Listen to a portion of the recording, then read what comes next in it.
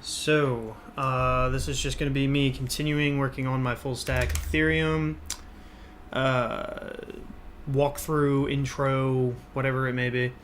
Yeah, so I said I was going to be doing basically a stream with this like probably almost every day, but then I got caught up with a few things, and now I'm going to start trying to do it every single day again.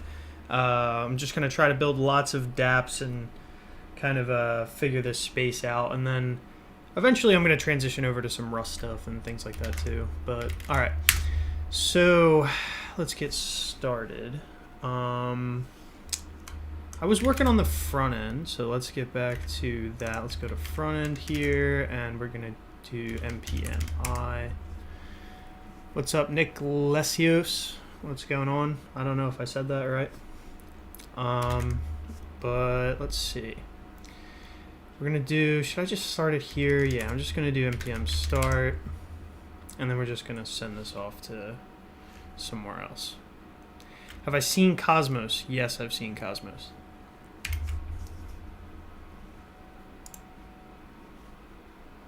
Do you have anything interesting to enlighten me on about Cosmos? Let's see. Let's put that over there. Let's get back in here. And let's take this and let's see. We're just going to move this, make it a little bit smaller. Like this. Okay. Actually, I don't need to say anything, so that's probably a lot better. And we'll just put that there. Yeah, the Osmosis Dex is cool. And a lot of this Cosmos ecosystem's cool, like Luna and all those other, you know, all the stuff on, what is it, the like that interoperates with the IBC and all. But I think, I could be wrong, but I feel like a lot of that stuff has had its run, and the stuff that I'm looking at now is a lot in like the Polkadot ecosystem, because Cosmos has kind of like had its thing, and it's multi-chain and all that kind of good stuff. There's like a few other multi-chain projects out there that are like truly multi-chain, not just kind of like ERC20 smart contract shitcoin kind of things. So I don't know. I'm kind of just, I've been paying attention to the Polkadot ecosystem lately for that kind of thing. Let's see. So let's head back to my intro thing here, and we're just going to open this up. Now, what do I need to get this working? The last things that I need to do to get this working are interacting with the smart contract, which means, let's see, I'm going to actually just deploy it locally and then just do it that way. So let's just open this up here. And we got our deploy script. This is probably going to take, let's just deploy everything. So we're going to do HH compile. That's going to compile, well, I guess there is nothing to compile. And then we'll do, let's see here. HH deploy. I think, no, there's some special deploy script. I think I just run it with this. Yeah, npx hard hat run, and then we're going to say localhost, and we're going to deploy our contract. Now, this is saying that's because I need to do HH node before I can do that. So let's do HH node here. All right, now let's actually get rid of this terminal. We'll send that off to 9. And then we're going to go back in again, because you have to start up a million freaking things to get this stuff working. HH, and we'll do, what's the last one? I think I just ran it. Oh yeah, it's npx hard hat run network localhost. All right, and there we go. We deployed that contract. So that should say here it's deployed, and this is our contract address, which we're going to change. I think I'm going to put this in an environment variable later. All right, and let's do this. CD repos. I'm going to take you and put that down there. Intro FullStack Ethereum. Actually, I'm going to put it over here until people start talking, if people show up this time, because this can get pretty boring, and this is the actual hard part of building this entire tutorial, you know. So now let's go and open up, one second. Oh, this thing is over here. Let's put that back over there. Actually, I want to open this up. Brave tries to inject its own wallet stuff, and it really is troublesome. Localhost 3000. We'll close this.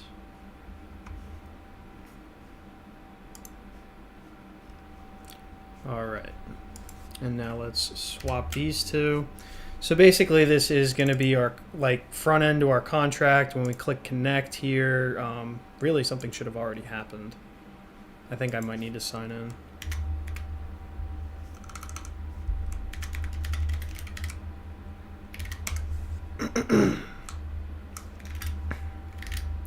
ASDF 1234, super secret password.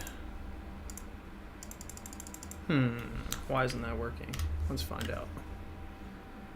Could not establish connection. Receiving end does not exist. This was just working though. It says Ethereum available. Unchecked runtime. Let's see if this works in Brave then. That's weird.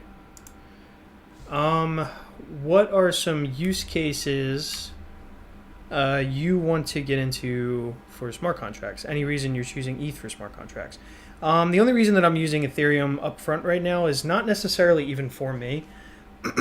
Like, I'm learning the space right now, so I'm gonna write like a couple different contract ideas that I have, like just some simple dApps. Like this is just some simple smart contract to do basic stuff, like just like reading and writing to the blockchain, connecting with Ethers.js, and really more like the stuff that I'm trying to learn right now is I don't want to like jump directly into a framework yet. Like I don't want to directly jump into something like Moralis or something, even like UseDApp, that just provides too much out of the gate, because I want to know, like, okay, let me work with Web3, the Web3 library directly. Let me work with Ethers.js directly and all that kind of stuff. Figure out how it all works, deploy these things, and then go from there. I already worked with Chainlink, keepers contracts, and some API stuff I've done with Chainlink, just like in hackathons and stuff like that.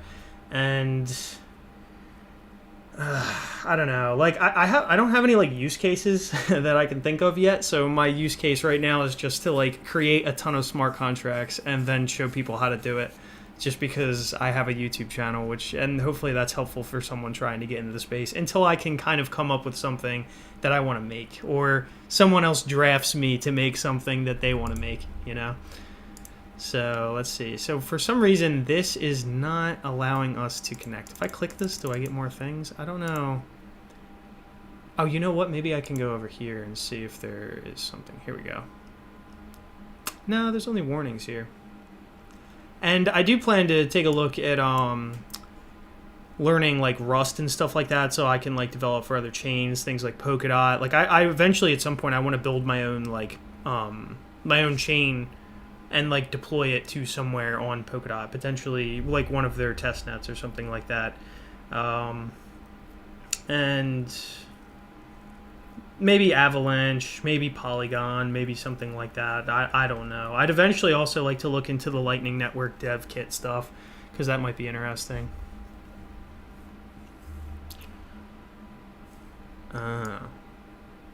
We also might have to sort this out, because that's fine.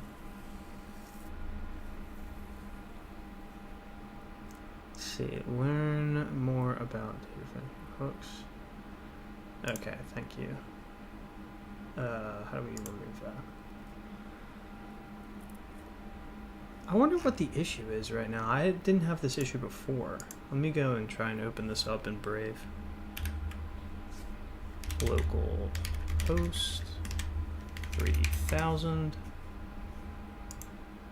Okay, that connects. Alright, I guess we're using Brave. I guess we're not going to be using this today. Problem with that is, though, that I have my real MetaMask wallet on Brave. So why aren't you working? Let's close this and reopen it. So what is it? Chromium.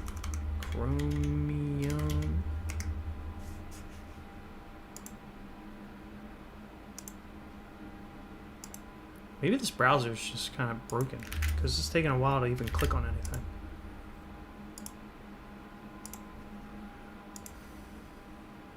Yeah, that's weird.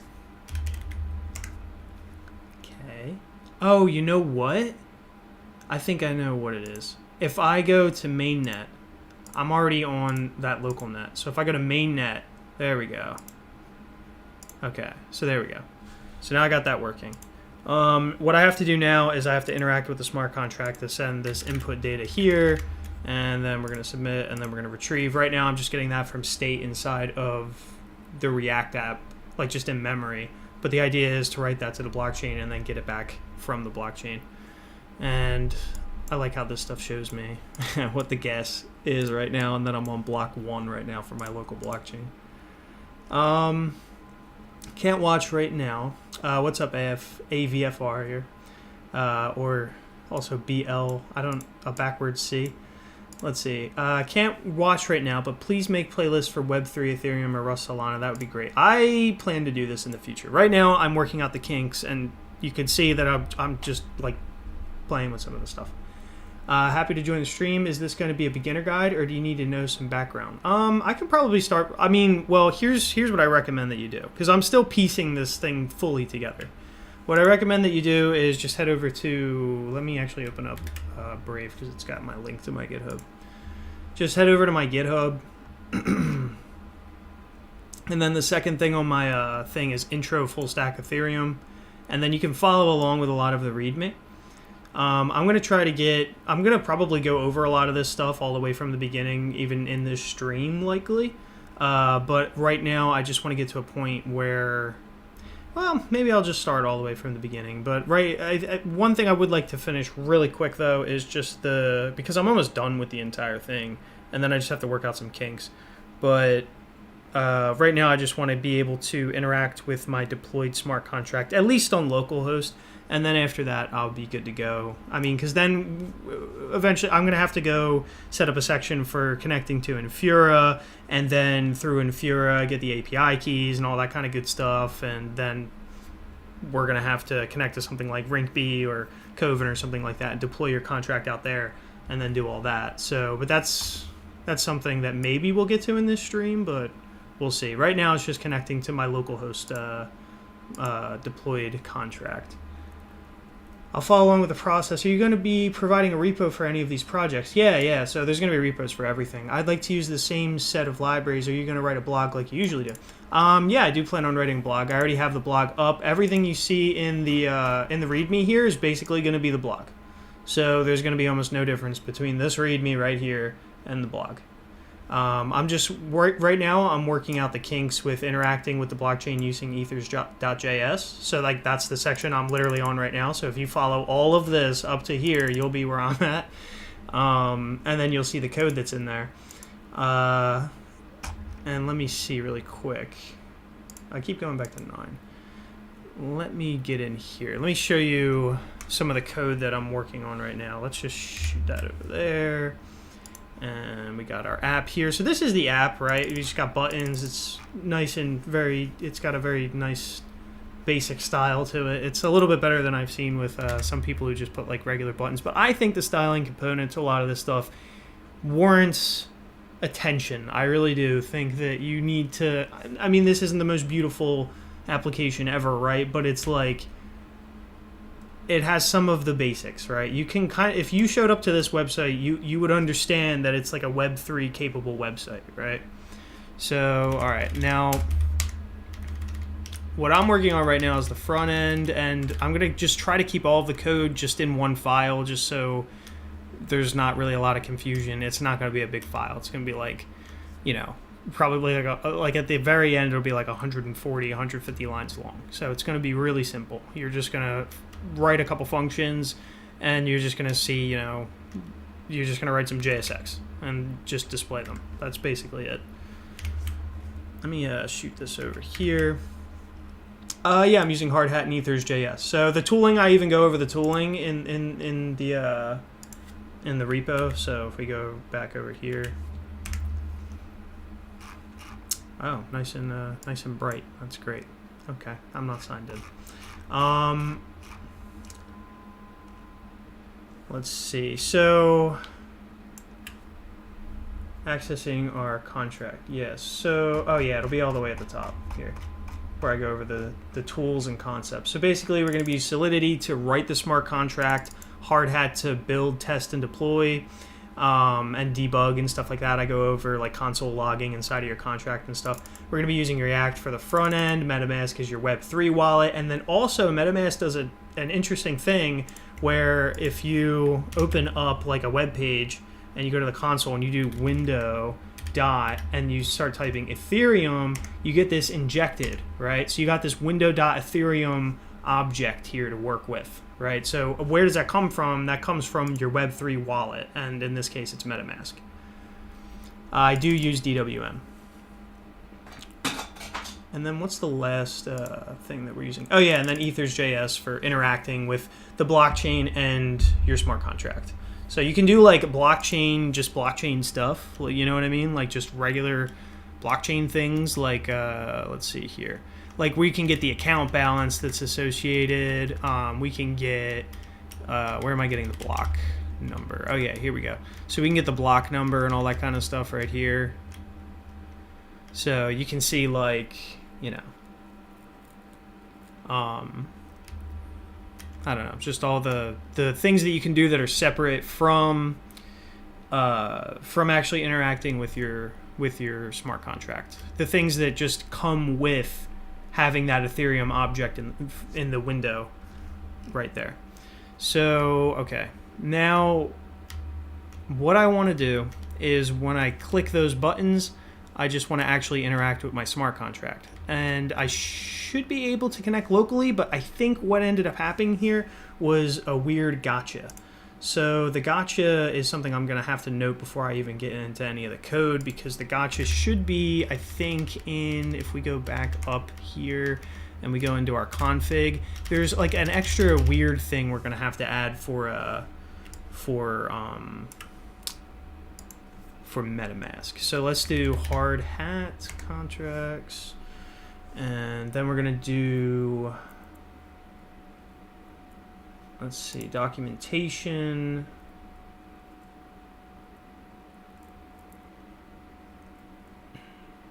There's so many tools too. There's like Ganache, Truffle. I still don't even know what Waffle does. I guess it has some testing component to it, but it seems to be even like Hard Hat abstracts that from me like entirely, so I don't even know what it does. But that's the thing. I want to dig deep into understanding these libraries as well as I can. So I'm not just building on sand here, you know.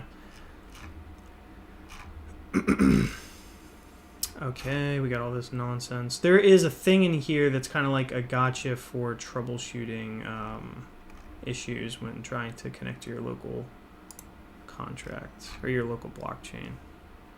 That ain't it.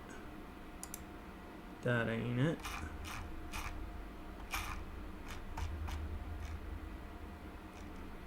Nope. It's in here somewhere though.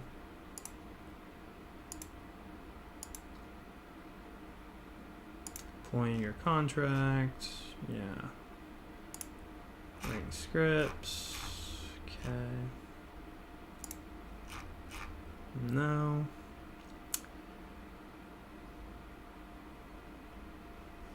Where is it? Alright, there's got, you know what though? I have it in my other one when I was doing this before. So we're going to go to repos, we're going to go to FullStack Solidity, which was what this used to be, and I'm probably going to rename it again to like Ethereum Crash Course or something like that. And then what we're going to do is open up the Hard Hat config that I have here. Now, I don't remember where the hell I found this, but I found it on Hard Hat's thing, which is like this weird thing that you have to add because MetaMask has some sort of bug or thing that it doesn't support. So now after I add that, what I'm hoping is if I go back over here and let's close this, let's close this, let's reopen our node, and then let's redeploy, or wait, that was my front end. This is me redeploying the contract. Okay, so now I'm deployed, and now what I'm going to try and do is I'm going to try, and you can see I deployed with an actual value, which we're going to grab. But let's see here. We're going to, and I will start from the beginning, I swear. I will do a video that's not like me just screwing around with this, but I have to do streams like this to like keep myself honest and actually like you know, write the code and do things. Otherwise I'll just not do it. Like, I don't know, streaming writing code like keeps me accountable. So now we're going to go to our MetaMask and we're going to move over to localhost and we're going to refresh. Another thing you can do in MetaMask is you can come into here to your account, you can click on this triple bar and then you can do connected sites and then you can say, oh, forget that one and disconnect. So that way, otherwise it'll automatically connect me every single time instead of like giving me that whole flow where it also asks. So we're going to do a connection here. We're going to say yes to this. We're going to do next, next. Okay. See, now it works. And now we're on localhost. So now the last thing I have to do here is actually interact with my smart contract, which I should be able to do because now what I have to do is get this contract address from here. So we can grab that. And what we'll do is take that over to, let me toss this. You digging deep is the reason I like your tutorials. Yeah, I feel like there's a lack of that. A lot of people just kind of show up and they're like, look at this cool thing I can do. And it's like, that's great, but that's good for you, I guess, you know? But I like tutorials where, like, you know whose tutorials I really like are Brad Traversy's tutorials. He really, like, when I was doing web dev and learning like Flexbox and all those kinds of things, like he was like super helpful for those kinds of things. I could think of other people too, but that was just the first guy that came to mind. Now let's do our, do we want to go to our app? Yeah. And so we're going to keep this contract address in the, wait a second, we're in the wrong directory.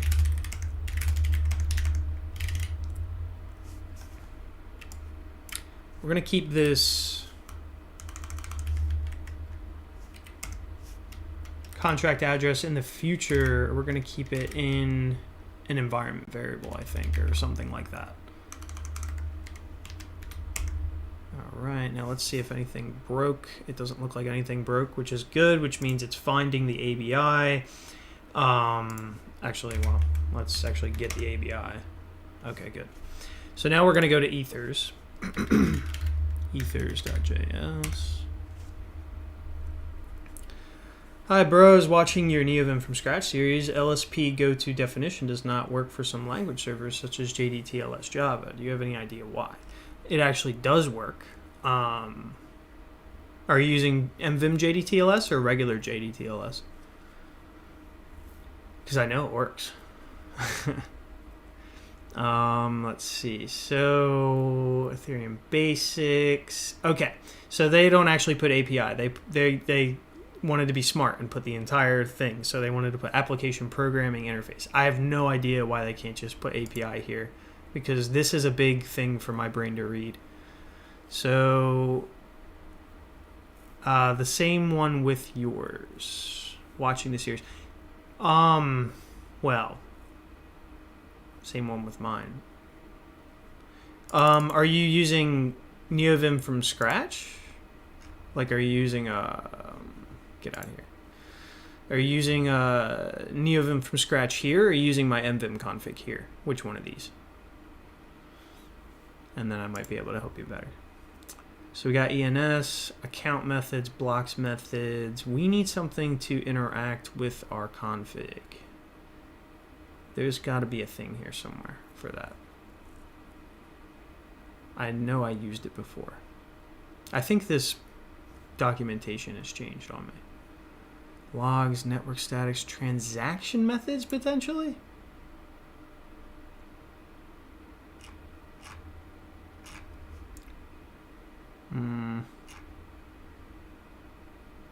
Well, you know what? Again, I already wrote this code. And we're going to do FullStack Solidity again. We're going to open up our front end, source app.js. And let's see, what did I do? So this was getting the contract name.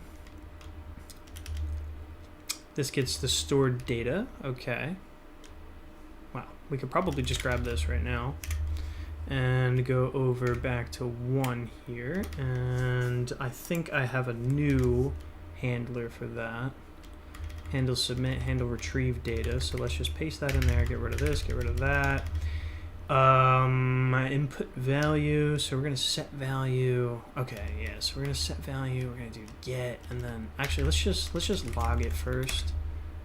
And you can't see that, but that's broken. Let's see why that's broken. Oh wait, that's because we need to make this function async. And I forget where to put that. That's where you put it, right before the thing. So async like this. All right, now let's open up our console again. We got the thing, we're gonna do retrieve. Okay, well that's not super helpful because it returns it as a hex, but it's kind of helpful, I guess, but I'm not going to interpret this hex right off the top of my head. So what I'm gonna do is I'm gonna go to hex converter. We're going to put that in there. We're going to do convert 789. That is what I deployed with over here. You can see 789. So we interacted with our contract, which is really cool.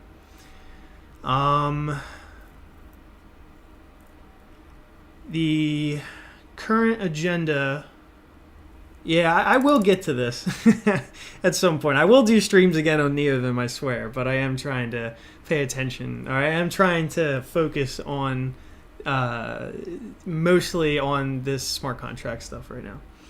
So the current agenda definitely is this. It's all this learning all this smart contract stuff. And once I'm done with, I already have the retrieve data here. Once I'm done with getting it now, which I already got it, I'm going to go and update this handle submit, and then I'm going to write to the blockchain, and then when I'm done, that's basically it. Then I'm going to go from scratch, and I'm going to do the whole thing. I might then edit this part out of the video and just like release that as a video potentially, depending on how well it goes. But yeah, I have given opinions on SpaceVim in the past. I will do a video one day giving an opinion on SpaceVim. Can you turn me back when you're free? I have left a message. Yeah. Just ping me on Discord.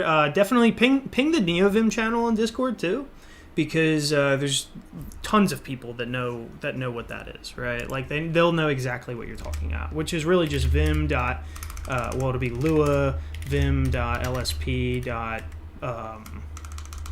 buff dot go. It'll like. It's like definition or something like that. Yeah, definition like this. And you just press enter. Now, obviously, that's going to take me directly to where this is defined. So if I go to references really fast, I go over here. I rerun that lua vim.lsp.buff.definition on that again. It's going to take me right back up there. So that's the function you're looking for.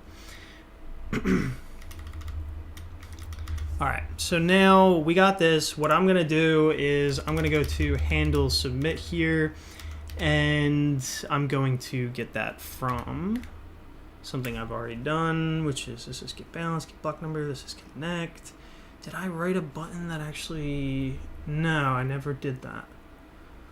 That should be fine though, right? Because this is all I have to do. I just have to do the same thing. I just get it from the ABI and then I just run that. So what I'm going to do is I'm just going to get this here.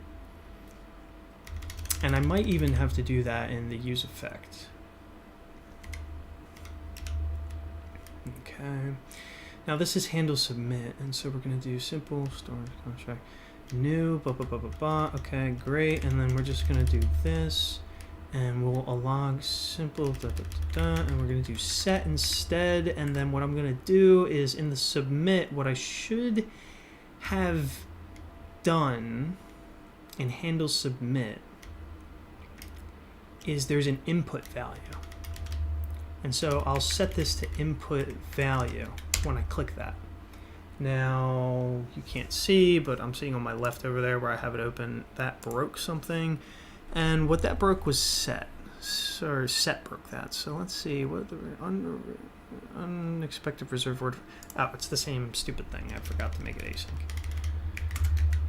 Async. Thank you very much. Okay, there we go.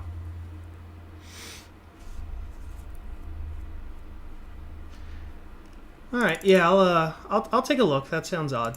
So okay, so now let's do this. Now that we got this going, we're going to, and then I gotta do some sort of hex converter and whatever, and then we're good. So I'll put in some number 567 in here, and I'm gonna do submit, and it broke everything. So the problem with that is we need a signer for sending transactions. MetaMask should pop up because, okay, when you write to the blockchain, you have to spend Ether. You can't just willy-nilly write to the blockchain. So what we just tried to do was obviously stupid, and we're going to need a signer. So we do actually have to go figure out where the hell the documentation is for this. Maybe I'm stupid, but like where is this? We got logs, solidity, toxic gas price, side channel attack. Okay, how do I interact with a deployed contract? This stuff is great. That's awesome. This is, if we want to use like Infura or Etherscan, we're going to get into that later on. But the API, I would expect this would be here. So this is providers, signers. Okay, it would probably be under signers potentially. Maybe if we go into signer here and get address, get balance, get chain ID. I want to like, okay, here's call. Return the result of calling the transaction request. Maybe. I don't know about that. What am I doing right now? No, I just want to run it against my ABI. Sign transaction, must send transaction. Okay, no. I need some sort of signer here. They used to have a thing like that just showed me how to maybe it's under cookbook or something. Nope. Migration guide, no. Contributing, no. Other resources.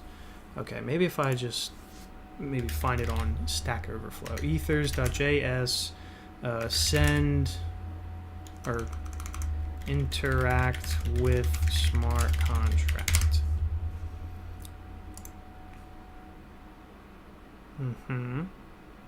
Methods.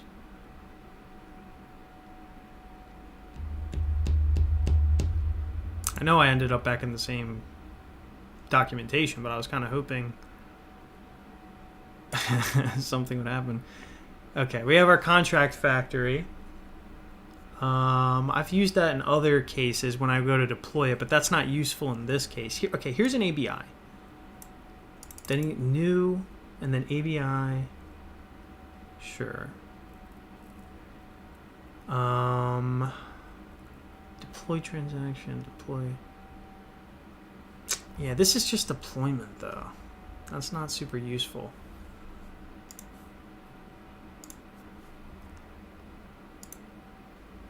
Does this hello world smart contract actually write to the blockchain? Let's see, set value. Yeah, so he must be writing to the blockchain. Blah, blah, blah. Ether's default provider. That looks like a big nightmare. But that, okay, that's just the ABI. So that's the ABI in simplified form. Setting hello world. Okay, same thing.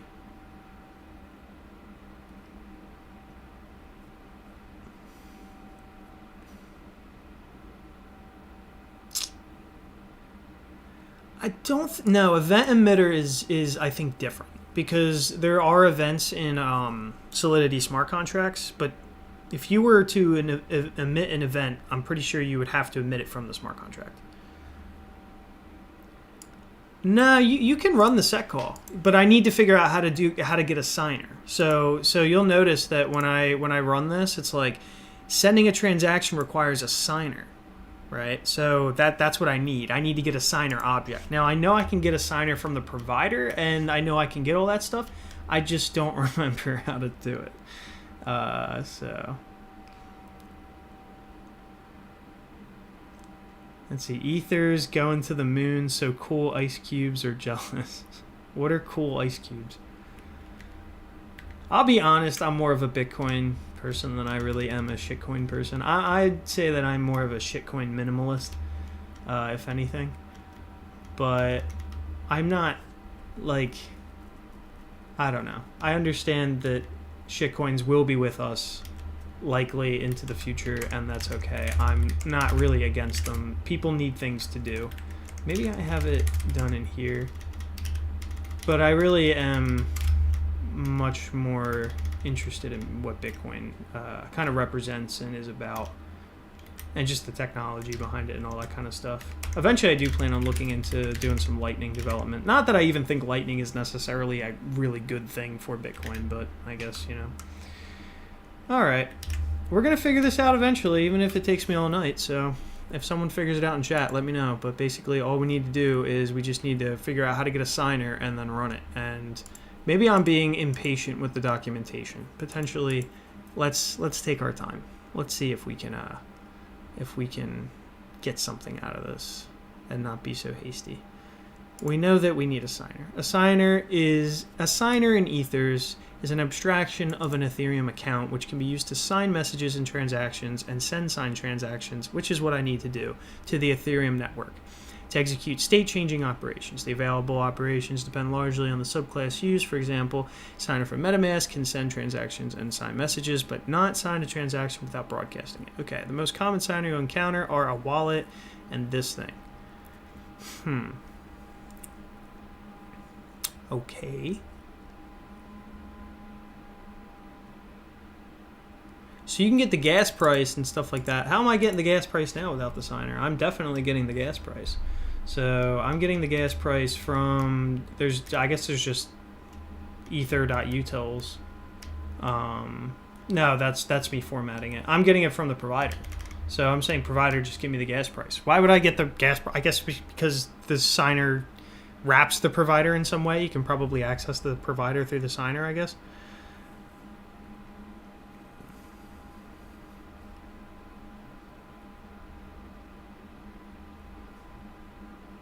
Maybe I'll try their GitHub. Ethers.js GitHub.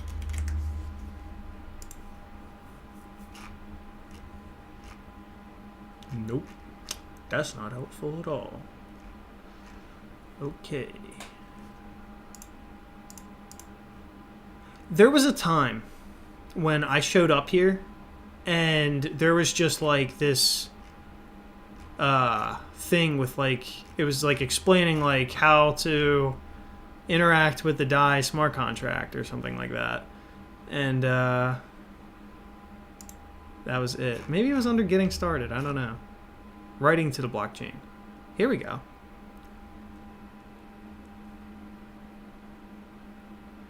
That might be it. Contracts. This is it. Okay.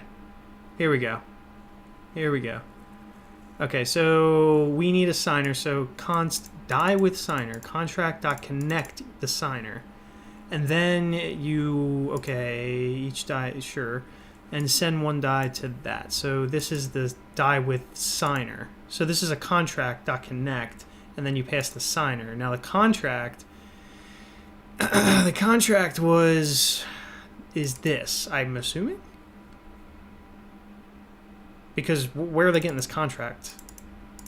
I love documentation that just like, oh yeah, and there's this contract variable. Here. Oh, well, where does that come from? Well, it just exists in this block of code. And I guess before we called it DAI contract, I'm assuming, is this. So what we can maybe do is do with a signer and then run our get call. So let's try that. Let's do, okay, we do handle retrieve data. We did handle submit. Yeah, so this is where that's going to be. So we're going to say simple storage contract with signer. Simple storage contract with signer. That's a long name. And contract, which is this. Actually, can we just not this? Thank you. And now we have contract there, and then connect. And then what we need to do now is we need a signer. And to get a signer, the way to do that is... there's a way to do it. Here we go. So const signer provider dot get signer.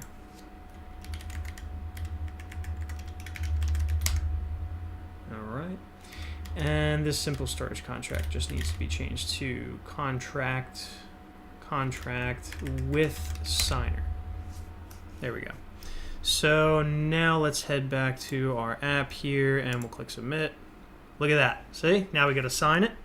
And I have insufficient funds. I'm too poor to interact with my local blockchain. Okay. How do I get local blockchain Ethereum?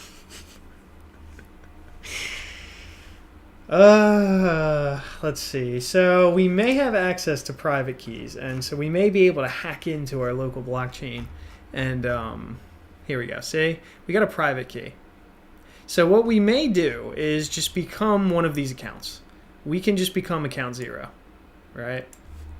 So we're gonna just do this, and then I'm gonna come over here, and instead of being the person that I am right now, we're just gonna reject that.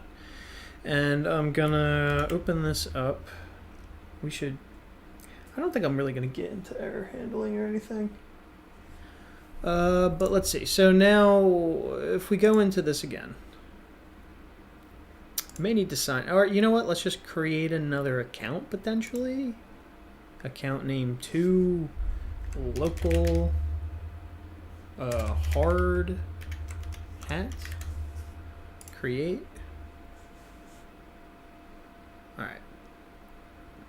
I'm pretty sure that'll just derive it from the same thing. Maybe we need to import it.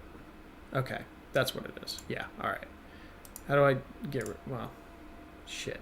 How do I get rid of this one? Settings. And, sure. No. I'll just name the other one the same thing for now, and then I'll figure out how to delete that later. So let's do import account. We're gonna put our private key there, and we're gonna import it. Yeah, now I'm rich. All right. So, now let's dismiss that. This is on account 3 right now. And now that I have infinite money, I can set all the values that I want. Oh, HH faucet. Is that a thing? If you know things, let me know, because I don't know anything yet. Oh, okay. Well, I'm not in a project right now. If we go into this, HH faucet, I should have tabs. Doesn't look like HH faucet is a thing.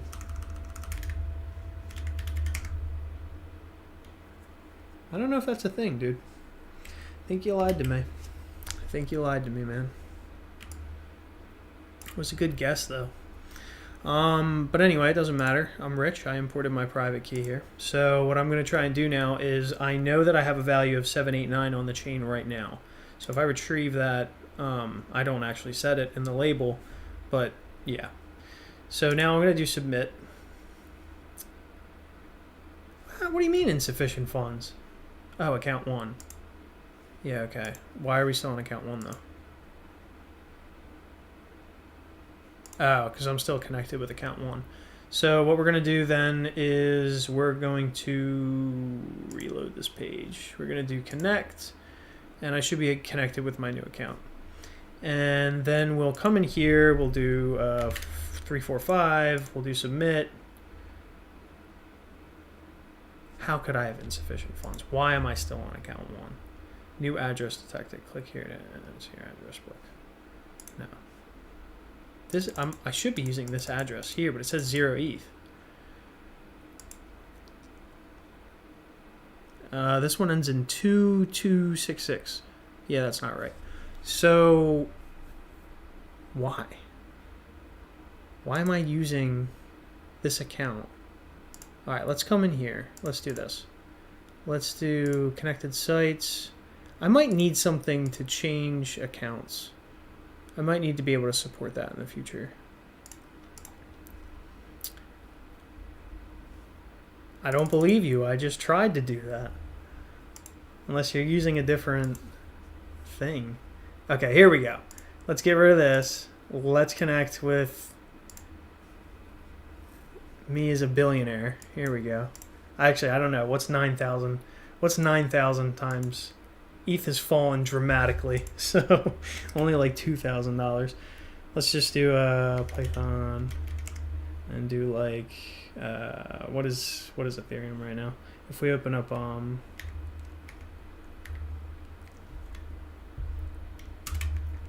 Chromium,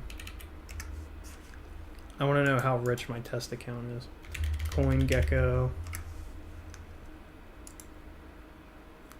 Ethereum is about $2,400. So 2,400 times 9,999. Right. There's someone out there that bought 9,999 Ethereum.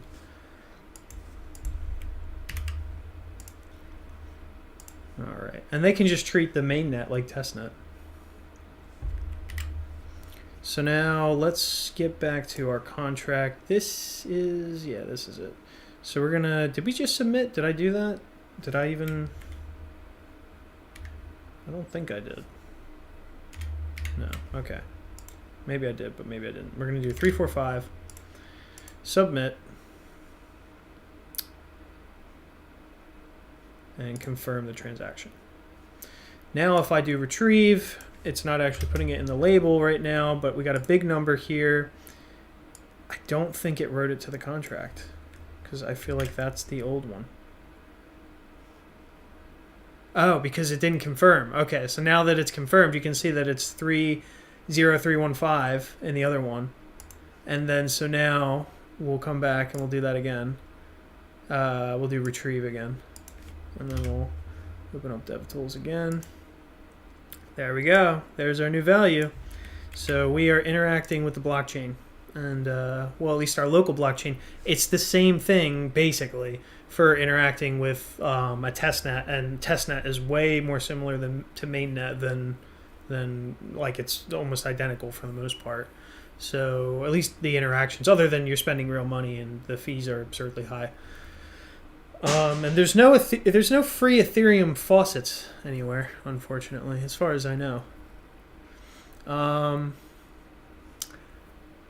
only comes with hard hat boiler config. Oh, okay. Yeah, see, I started this config with nothing at all. There should be an event for provider on accounts changed accounts. Not sure how to handle with ethers, though. Okay, I'll check that out. I believe you. I was watching this one guy's video on, he did an ethers video on like connecting and stuff like that. And I got some of the connection code from him. And I think he had something for handling changing accounts. So potentially what I'll do is, if I could, I'll turn this thing right now, it's a label. I'll turn it into a button. And then maybe if you click on this, you can like swap out to a different account or something like that.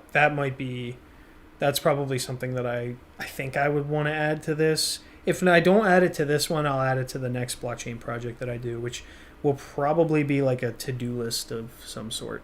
Anyway, let's just go prove this. So we got our hex number here. We're going to convert 345. That's it. All right. Now, a couple problems, but it's fine for now. Instead of awaiting this, what I'm going to do is I'm going to set value to that, to the return value of that. But that's not going to work, because what this does is it returns that big number thing. So like if I do this, and then if I come back in here, and then I click retrieve, it's going to break everything. So now what we're going to do is, instead of doing that, we need to like do dot and then like get the stuff off of the big number. How do you handle big numbers? What's like the best way to do that with ethers?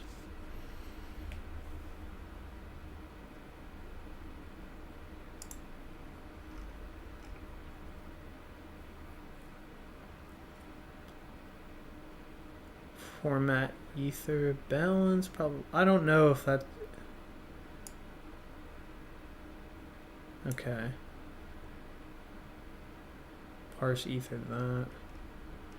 Is there like a helper method for handling big numbers that they have? Okay, see, he's got balance here, and then what they do is format units. So I can probably use this. I think I've already done this before. So we're just gonna pass that right there. And instead of that, we're just gonna grab this guy. And instead of balance, we'll put that there, and then we'll just do, I don't know. What is that for? Is it all the units or just the decimals? We're gonna do 0.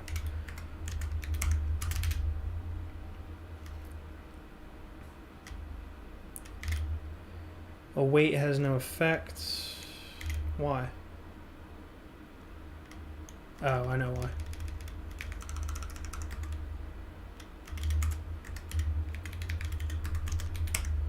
Okay. So now if we come back in here and we do retrieve, there we go. That's what we wanted. So now if we come in here, do 789 again, we'll do submit. We'll sign our transaction. We're going to wait some time. And what we should see too is, if I close this, yeah, see how blocks are being mined? So when I do this next transaction and that transaction's confirmed now, we'll do retrieve again. We have 789 and we got it from the blockchain. If I then refresh the page, you can see that I'm now on my 3rd block. So that's, I could probably put a listener or something like that on. So like if it changes, do something. But I think that's fine. Like I'm only doing like an introduction to full stack Ethereum here. I'm not doing like, how to build like a real application and make everything perfect. But just enough to like kind of get someone started. All right, so let's go through the flow here then again. So we're gonna do connect. Actually, let's go through the full flow. So we're gonna do this. We're gonna come up to MetaMask. And this is the thing. I don't want to be on this account anymore. I want to be on this account. I'm hoping that private key never changes. And then I'm going to do... Oh, I can remove accounts. Let me go remove that other account. Local hard hat. Yeah, I don't care. I can't remove this account? Okay, whatever. I guess because this one's imported. So now I'm going to do here, I'm going to do connected sites. I'm going to blow that away. We're going to disconnect. Now we show up here for the first time and we do connect. All right, we want to connect our very rich guy account. We'll say yes.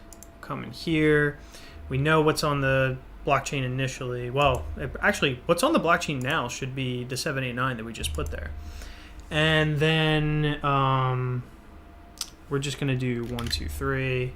Submit, sign it, wait for our block to mine. Come on. Come on.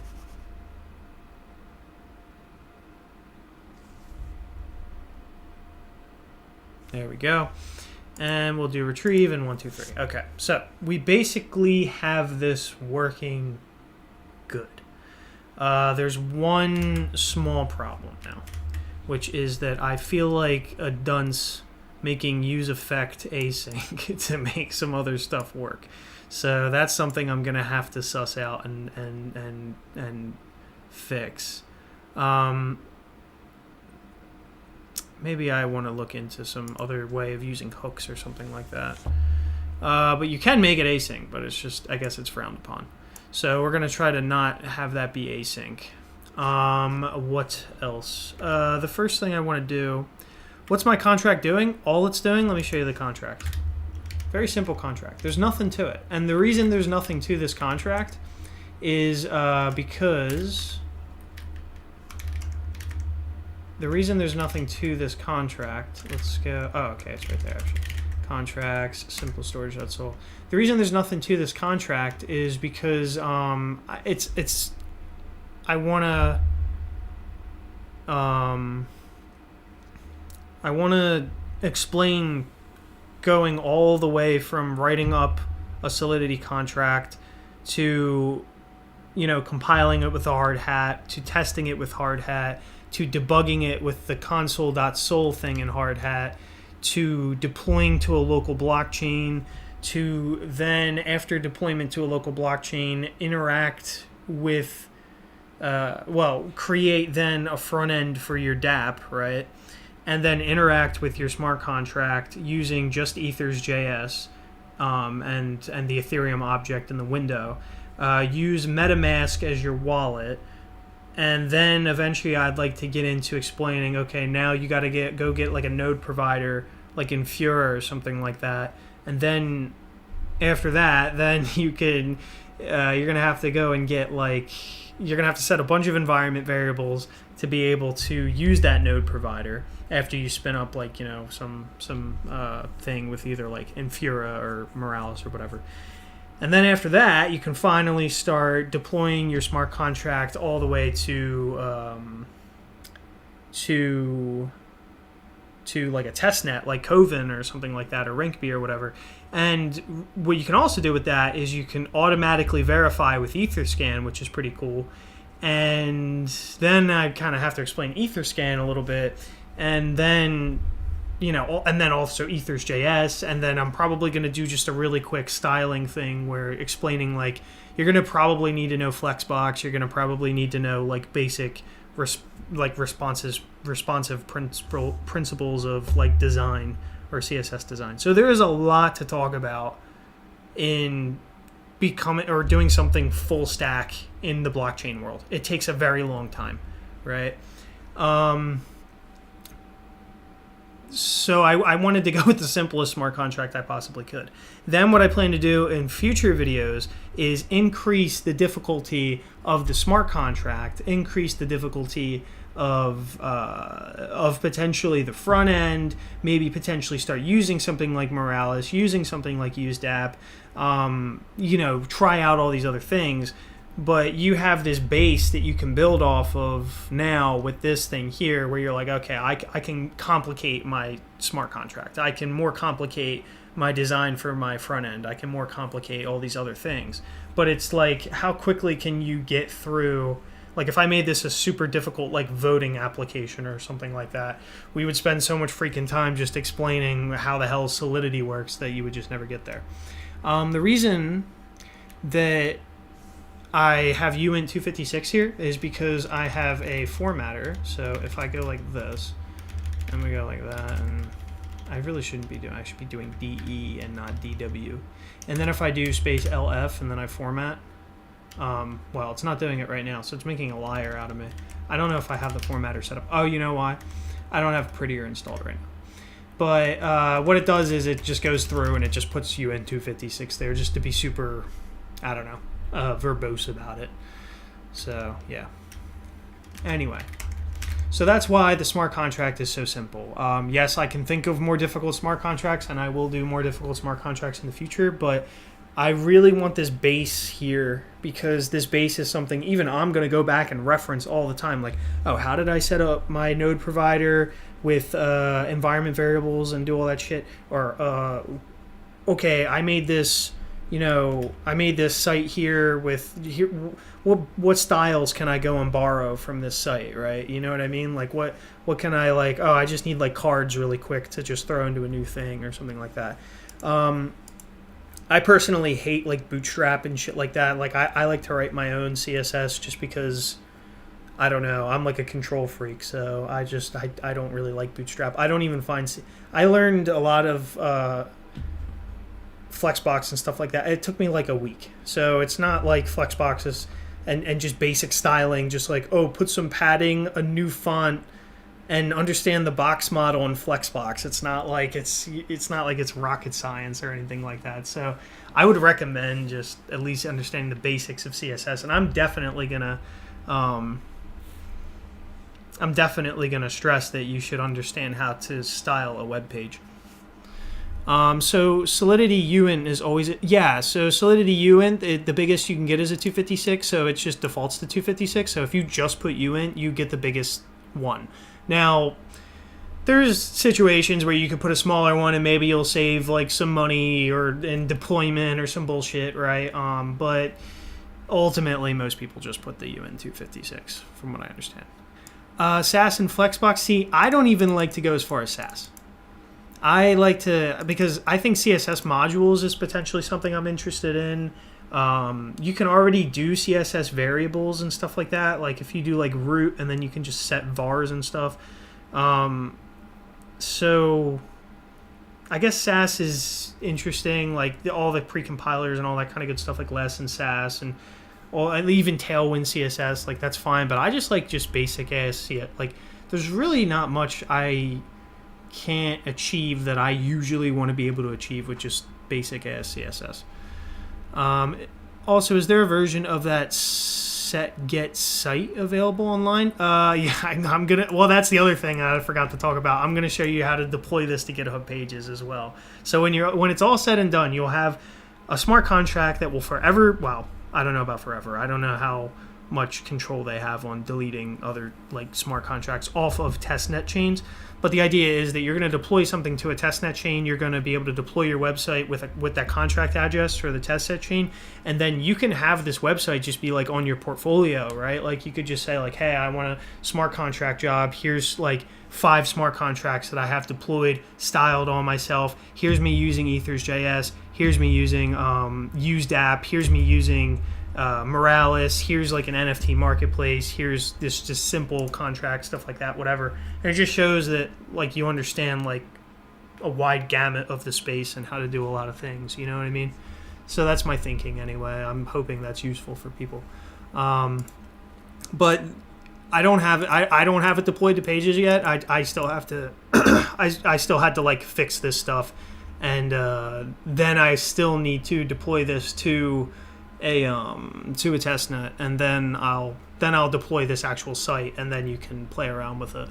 It'll be attached on GitHub Pages to the intro to FullStack Ethereum GitHub repository. So all right, let's continue with this. I'm gonna need to add stuff to the README as I go here, because some stuff that we needed to do was this. Okay, so MetaMask fix. What is my favorite book? I've been reading a lot of books lately. Right now I'm reading The Creature from Jekyll Island. I just read The Price of Tomorrow by Jeff Booth. That was really good. Sovereign Individual is up there with some of my favorite books, but I wouldn't say it's my favorite. I recently reread Animal Farm. I loved Animal Farm. I recently reread 1984 too, just to kind of go like with the political landscape theme that we're seeing.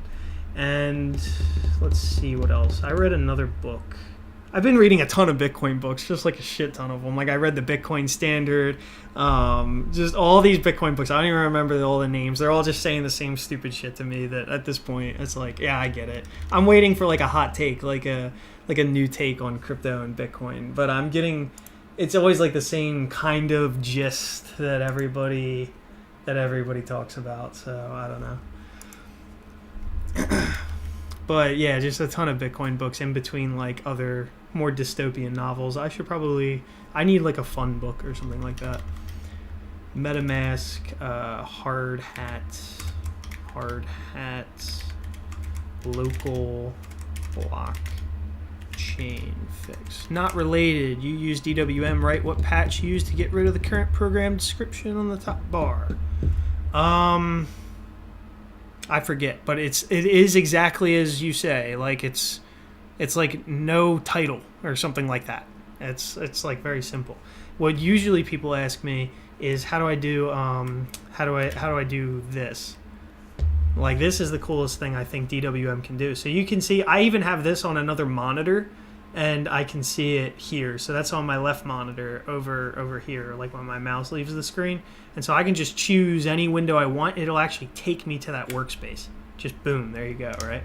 So now I can come back here and then like, all right, that was me going to Discord. Let me go back to my text editor where I'm writing this. Boom, I'm back in my text editor. I'm focused in there. So that's pretty cool. Let's see now. And I can only do that in DWM. It's why I've never left DWM is that reason. So let's see, interacting with the blockchain, Okay, I did capital R there. Using ethers.js. No, all right, we want MetaMask, which I don't know, is that a capital M? No. MetaMask hard hat local blockchain fix. If you want to, before we can, because you definitely want to do this, before we can use MetaMask with, let's just add that to our dictionary. Before we can use MetaMask with our local blockchain, we need to also need to add the following to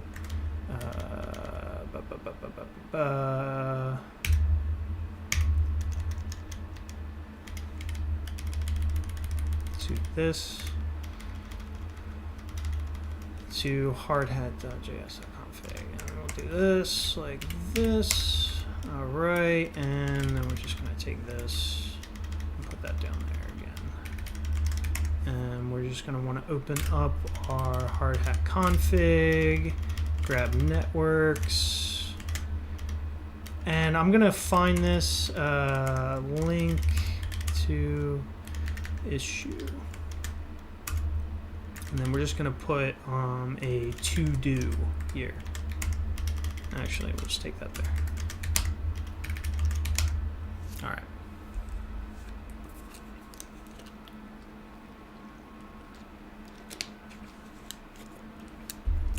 What was the patch to see all my windows? It's not actually a patch.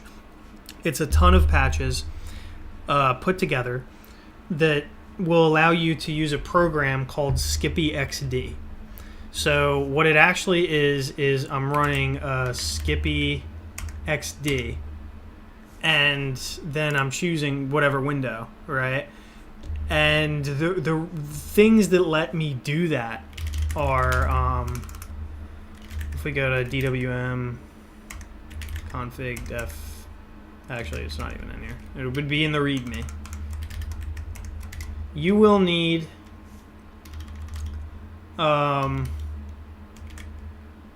think this one, notify thing, focus on net active or whatever. That's a patch. You'll need warp because that warps your mouse somewhere. So you'll need these two. You're gonna need the notify patch here, whatever that is. I don't know why I wrote notify thing. And you're also gonna need warp, and then you need Skippy XD, and then you can have what I have. And yeah, that's how that works. Is there any use for traditional server-side code with this stuff, or is it all front-end JS with Solidity? I would say for the most part, I'd say there's still definitely traditional uses for server-side stuff, right? Like, so say you're running like, because you're going to want to check logs, you're going to want to do a million things, right? Say you're running and collect data. Mostly there's going to be server-side stuff for collecting data. So you're going to want some centralized database. Well, I mean, someone who wants to sell your data is going to want some sort of centralized database, because he doesn't want everyone to have it, because then everybody would have this special thing that makes him special, right? So like if you are Uniswap the protocol, then what you can do is you can see like, okay, all of these different addresses came in and interacted with Uniswap the protocol. And like maybe someone could go and find that on chain, but I don't know, maybe it might just be easier just to have some centralized database that whenever somebody connects to your site, you just log that they connected to your site. And so you could save that into some central SQL database somewhere. And I'm assuming they do something like that.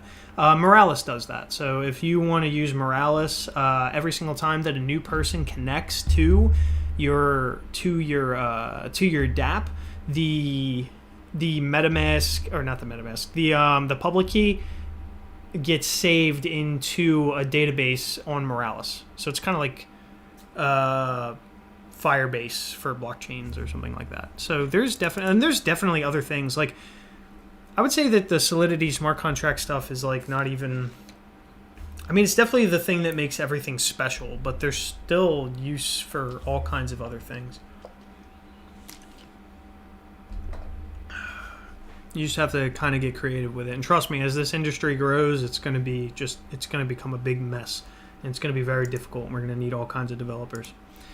Okay, now where was I just now? Let me close this. And let's do this. So, ZG, we're going to add that. This is the MetaMask local blockchain fix there. So we got that now. The other thing that we're going to want to do is... Okay, server side will usually handle minting NFTs, transfer, watching an ERC20 contract for payments, etc. Okay, interesting. Yeah, see, so there's stuff like, I mean, you know, I haven't done a lot of stuff with NFTs at all, or I haven't like written anything big and crazy, right? So yeah, there's definitely going to be a place for back-end development with this kind of stuff. And server-side stuff, I guess. So which is good because I'm actually a back-end Java developer right now. And I work with centralized cloud services, mostly AWS all the time. So we'll see if they're on their way out. Something like an internet computer takes over that space in the future. And I don't necessarily mean internet computer has to do it, but something like internet computer.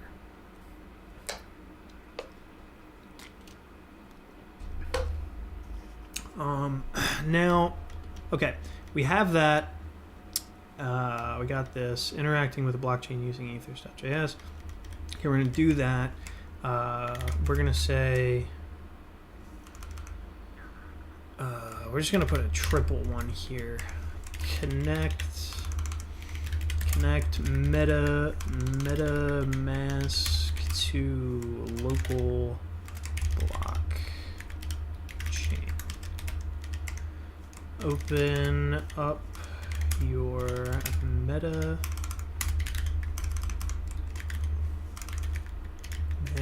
extension and click on the top where it says main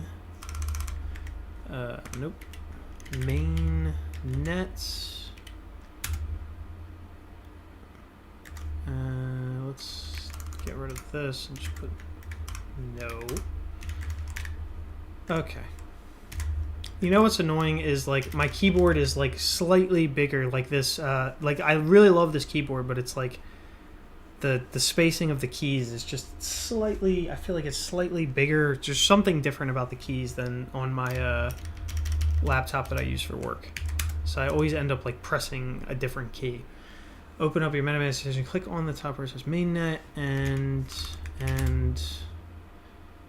choose, and maybe I'll put a picture of this in the future, but choose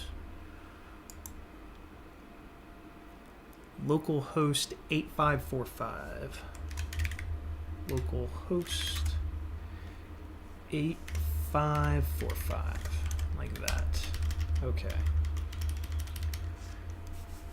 Yeah, there's still so much that needs to be done with this tutorial, though. Like, for it to be like a full-on, like, okay, I did everything. But we're getting there. We're getting there. So now this is okay. Let's bring that back up there. Let's take a look at this Markdown preview. And we're just gonna grab that because it opened up on my other browser. All right. MetaMask hard hat local blockchain fix. Then we have this interacting with the blockchain using ethers.js, and then connect MetaMask to local blockchain. Okay. I'll probably put pictures there in the future. Let's see. So, yeah.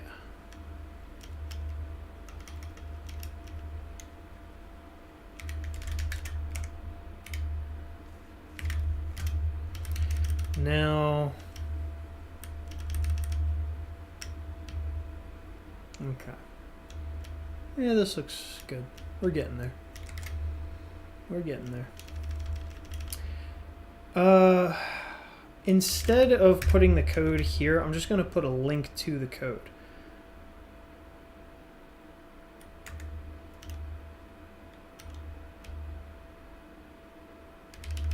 Replace it with the code found at the following link.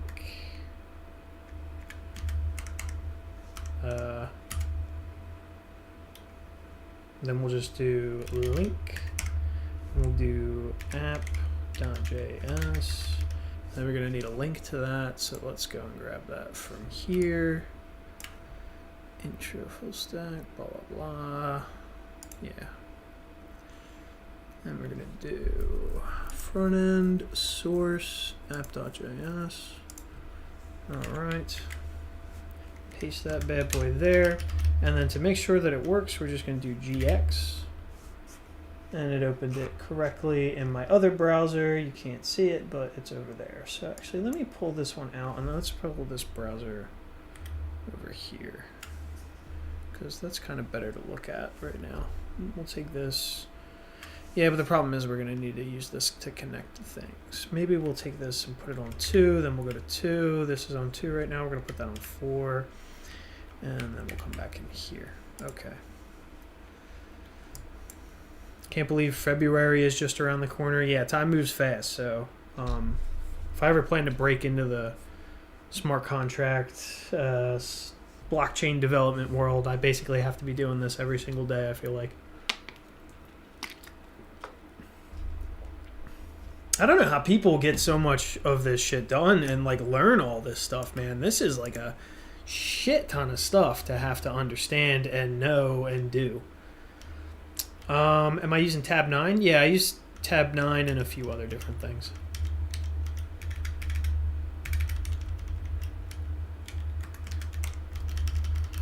Let's see. Okay, so alright, and then we're gonna say, I think I am using tab 9. There should be some sort of tab 9. This isn't from tab 9. None of this is from tab 9. I think the only time I actually do use tab 9, the reason that I used it before was because in contracts, simplestorage.sol, Solidity didn't have this stuff. And even now it's kind of broken, like you can see. But yeah, like now it's gonna just complain at me. Let's see. Okay, thank you. I get it. I understand. I made a mess. Yeah. But anyway, like even that is kind of broken with the language server. I don't know why. It's just not a very the diagnostics is really good, but I'm using a different language server for completion. So if I want to do something like function, like that function keyword right there, that's coming from Solidity LS, which is not the native Sols or Solidity compiler or whatever, which is another thing that you can know, I guess. Yeah, I wonder how many people know that are getting into Solidity development too. Like, how much do they know about the Solidity compiler? That's another thing I need to learn too, is like the EVM. Because everything's got to be freaking EVM compatible right now. Ethereum just needs to die, and then we can just move on to hopefully something better. Now we got this. Now, what are we gonna do? We don't need this anymore. One thing I'm gonna do is automatically, well, yeah, because otherwise it'll say 0. So let's do, in the connect method,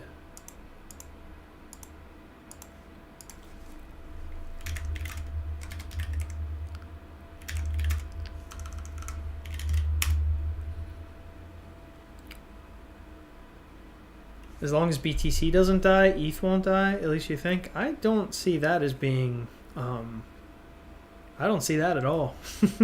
I don't see Ethereum and Bitcoin as that closely related at all. I see Bitcoin as something different, and then all other shitcoins as basically pretty similar. Is it possible to run Sols with flags like ignore missing? I know that it does have flags. I don't know if it has that one, but there's definitely flags you can pass. That's another thing I have to learn too, is WebAssembly. That's another one. WebAssembly is such a big thing right now, especially with Rust. I just have not played with it at all. I mostly just do so much freaking Java development. There's just no room. So now, what were we doing? Oh yeah, so front end source app.js. And what I'm going to do is I'm just going to immediately set that value. So I'm just going to do set value to, and then we're just going to get that read down here. So we got handle retrieve data. That sets the value. So we could just call this, I think. Like if I just do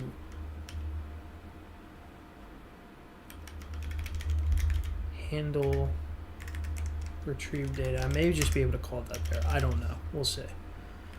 And if I go back to 2 here and rerun this, I feel like that should have. Cannot read properties of null, reading call. I might have to do a wait.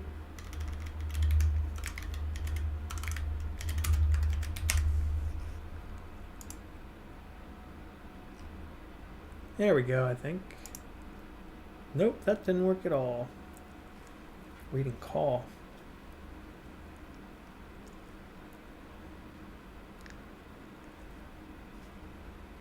Oh, I know why. We won't be able to do that. It's because it uses the provider, and the provider's not set yet. So, okay. All right.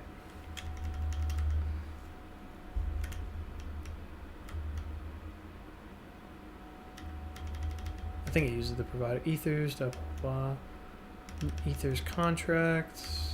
Yeah, there's the provider right there.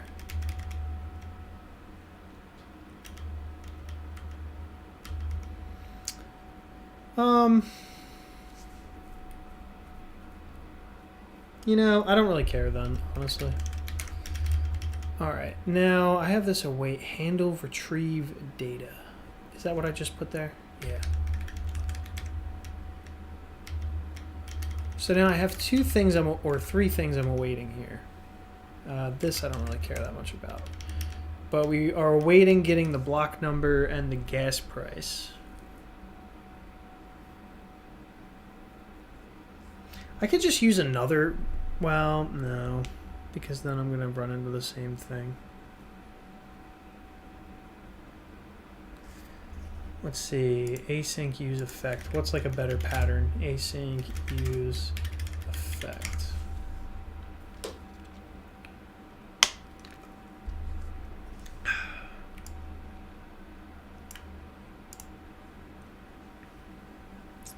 It's always nice when I'm not the only one who had this problem. Someone else thought that that was a reasonable thing to do.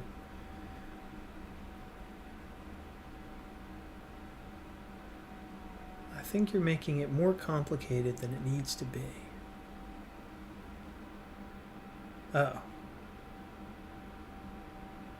Oh. Wait. Yeah. Okay.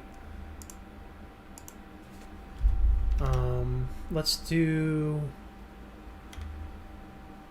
We're gonna just call this set blockchain stuff right now. And actually we're just gonna do const set blockchain stuff.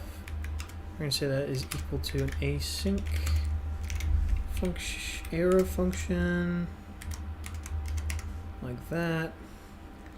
And then we'll take you and you in there. Okay. And then it seems that, what is this? That's the if.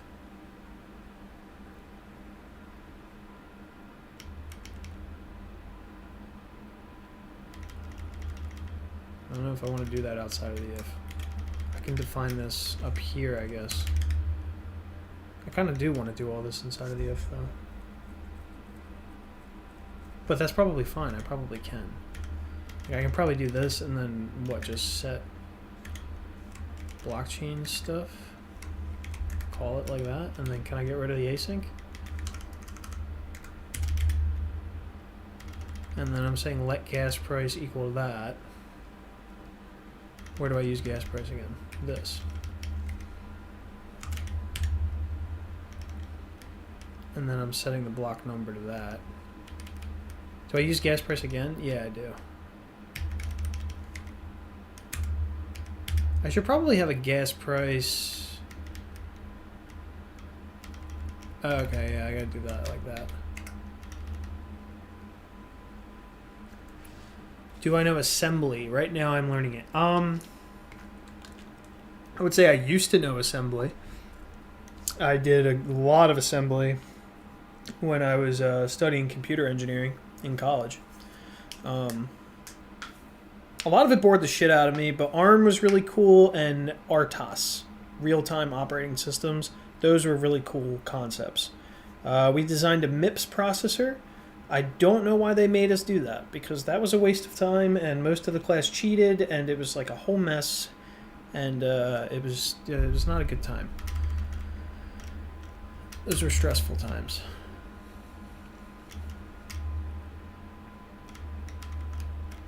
The problem was that he was just design one and didn't really like say what it should do. And it just became like, how much does he expect us to do? Are we going to get a 0 if it doesn't do all this stuff? And it was like a virtual processor kind of thing. All right, so now let's redo this. We're going to connect. Okay, that's good. I'm going to come in here. We're going to do 678. We're going to do submit. And we're going to run this. I'm going to wait for that block to get mined. If this works, then that's cool. I'm not going to run into that problem anymore. All right, quick transaction. We're going to do retrieve 678. Awesome. Now, what do we got here? So we solved that one problem. That was just me overcomplicating shit. This is some shit. Module warning. Oh, app CSS. Auto prefixer end value has mixed support. Consider using flex end instead. Okay, let's go do that too.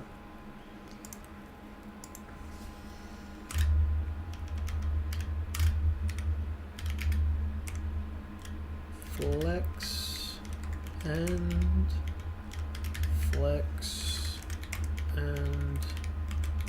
All right, now let's go back to 9.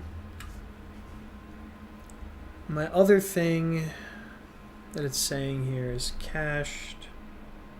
I think that's fine. I don't think that's a problem.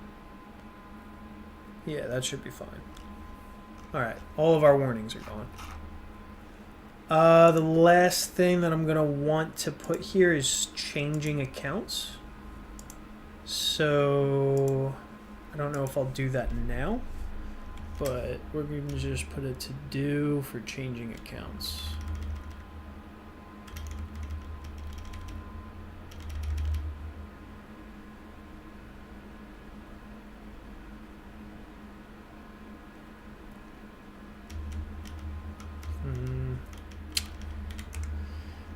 We'll put it under this here.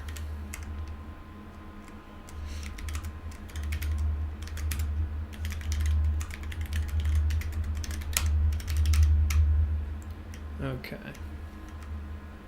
That's pretty good though. That basically does everything we want to do. It's just now doing all the slog of actually like deploying it to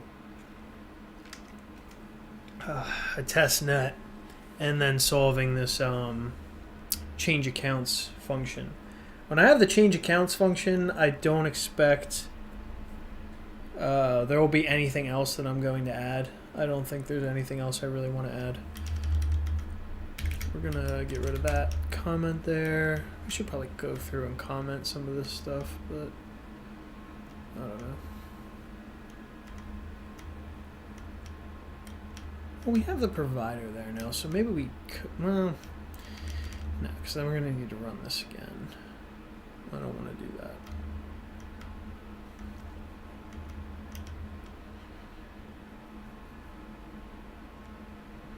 Maybe I'll just give nothing in that output. I won't even put 0 there. Oh, you know why though? What that did though is it did this thing. I might have to fix the CSS if I do that. So card label with, what if I do height 100% or something like that?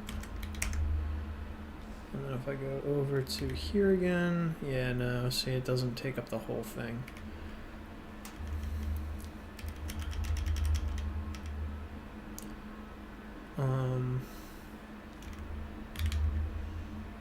If I do 100 VH,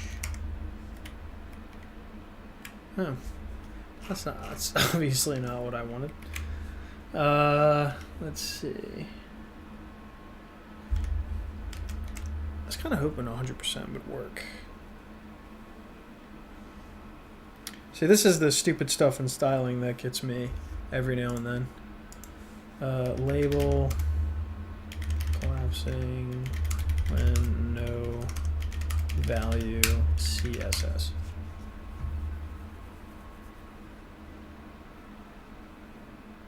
You know what? Collapsing is a big word. Label no height when no text.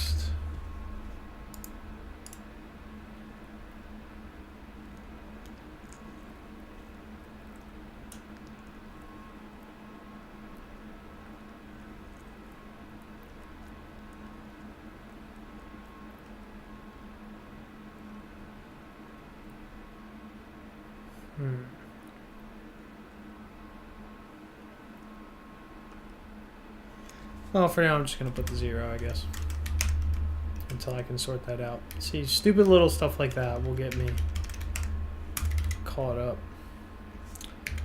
All right, let's just say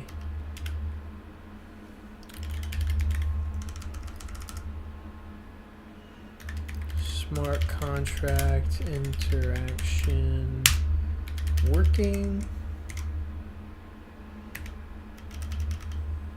All right, what time is it? 9. So I guess I've been doing this for 1 hour. If there is more interest, so you guys can let me know if there's anyone in the comments for going through anything in particular. You can let me know now if there's something that you want to see, anything that you need any questions answered, you can let me know now. If there isn't anything, then I'm probably going to take some of this stuff offline and just do it like in between sleeping. And then tomorrow I will definitely do another stream, because tomorrow I'll be able to, now I got a lot of this nonsense out of the way, so I don't have to, you know, interact with the smart contract anymore and figure out how to do that with ethers. I got a lot of the bugs fixed. I got the MetaMask stuff done. Okay, please show the flow of the project. Okay. Do you mean the flow of how to set up everything and how everything kind of, how you would build the project all the way, or to show the flow of how it works, like how the smart contract works, like when you're interacting with it from the front end? So do you mean from like a user perspective or a developer perspective?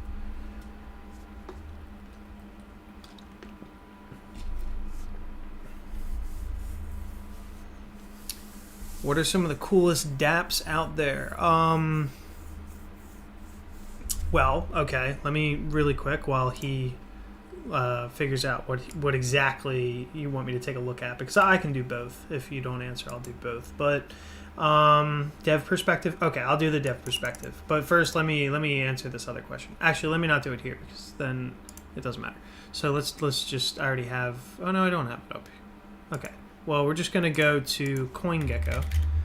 CoinGecko.com. All right. And so if you want to see, like, okay, what are some cool dApps, right? What's some cool stuff that's going on in the blockchain world? So let's go down to not Shiba Inu. So let's pick a different one. Let's go down to see, for instance, Uniswap, right? So we can click on Uniswap, and then there'll be a website associated. So we can go to uniswap.org, we can click Launch App, and then here we are on Uniswap's website, right? And you can interact with the dApp, and you can see all that kind of stuff, right? If you want to, you know, you can do that same thing with so many things, right? Like if you want to see what's going on with this internet computer thing here, which is something I've been kind of interested in lately because so many people have been fudding it. You can go see this. There's a where is it, dude? There's a thing.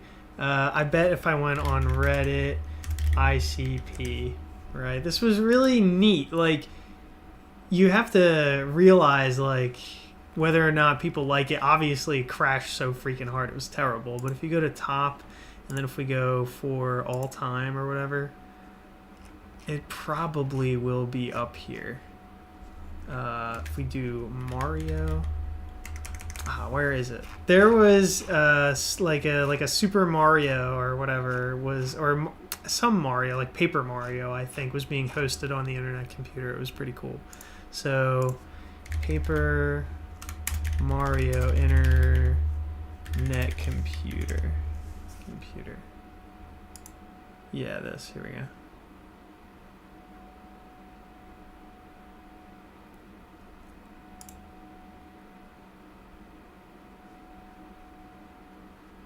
It's not hosting it anymore. There was a time when this was hosting Super Mario Super Mario 64, but it was hosting other things too, and Paper Mario and other things like I found. And I was playing it in my browser on there, and I was just like, all right, dude, like, this is more than I've ever done with Cardano when I was playing that video game on ICP. So I was just like, there was a time when I invested in Cardano, and I was like, if nothing at all ever made me invest in Cardano, then being able to play a video game directly on ICP made me at least take a look at it. So yeah, that was pretty interesting. But yeah, just, you know, go through some of this stuff, and you can kind of see, like, you can go to their websites, you can go to things like Decentraland's another interesting one. You can go to decentraland.org, check that out. You can see this, like, metaverse thing. You can, like, go do whatever, I don't know, play as a guest, use your wallet, all this kind of stuff. And you can live in this dystopian, blocky Minecraft metaverse world, right? And yeah. So there's all different kinds of cool dApps, and I would just recommend just going to CoinGecko and just kind of checking them out. Now, let's go through the flow of the thing, through the website, or through our dApp. So ED over Emacs, that might be true, but we don't care about ED or Emacs here. We only use Vim. Okay, so the first thing that we do when we start this stuff, right? And I'm just going to go through some of the README here. So let's just go down to README. So how I made, like, this stuff. We use Solidity, Hardhat, React, MetaMask, and Ethers. That's basically our stack of technologies. You just got to make sure you have MetaMask installed before you can really get started. You're also going to need Node, and I also say to go check out the Hardhat website. What I did was I made this directory, FullStack Ethereum. I went inside, I created npm init yes, and the reason for that is that basically all of the Solidity tooling and everything basically is all of the same JavaScript tooling. So, like, npm is basically what you're going to use for most things. If you use Brownie, you would end up using pip. There's most other languages are like the tooling languages for Solidity, which is a little weird, but it's just, I guess, the way that it is. Like, for instance, there's no, like, Solidity package manager or anything like that right now. It'd be nice if there was. Next thing is just to install Hardhat, and then you can run Hardhat here. Now, when you install a hard hat, and then what I said to do was create an empty hard hat config.js because I wanted to start this from absolute scratch. You don't have anything at all. The next thing is if this stuff, it'll ask you to install this stuff. So this is Ethers, Waffle, which I'm not really sure still what Waffle does, and then Chai, which is our testing framework stuff. So basically, you just want to install all that stuff if you didn't already when it asks you to install the project. We're going to create our contract here. So the next thing, now you're finally like starting to build out all this directories and files and all that kind of good stuff. So you can see that we create this contract directory here. So we're going to go inside of contracts, and then we're going to go into simple storage.sol here. So a simple contract, all it has is one field associated with it. You can think of a contract like you can think of a class. Some people say that you can't. I'm here to tell you that you most certainly can. It's kind of that's the mapping you should basically have in your head for the most part. Obviously, it's not the exact same thing, but when you're first getting started, that's how you can think of it.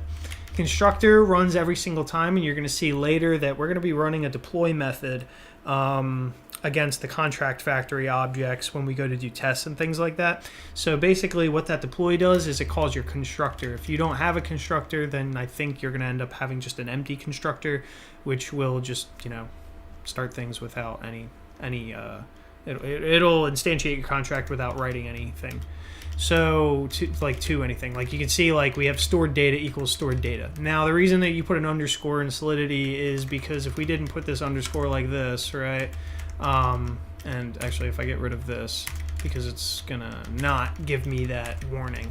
So now what you can see is a warning here that says from the Solidity compiler, warning, this declaration shadows an existing declaration. And that's because that's that declaration. So when I say stored data is equal to stored data, it's like, well, what? Like, so this stored data is this stored data is this stored data is this stored data, and it's like, no, that doesn't make any sense. So what you do is you put an underscore there like this, and that way the value that comes into the constructor, you set this value, which is this value, right? So if we just kind of like highlight these two, these values are all the same values, right? In this case, right? So anytime you see this stored data, that's what we're referencing. And then anytime you see this underscored stored data, that's what we're referencing. So that's basically the idea of shadowing in Solidity, and why we want to use an underscore. That just ends up being the convention. Then we just have a set thing. It just takes an X, and then it sets, again, just stored data equal to X. So when I pass this thing like, 46 or 123 or 456 or whatever, it's just going to set stored data equal to that.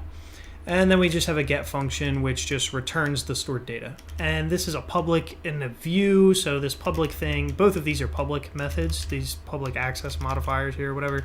And that's just so like you can access them. Really what I could potentially do is, instead of public, you could actually even just do like external, right?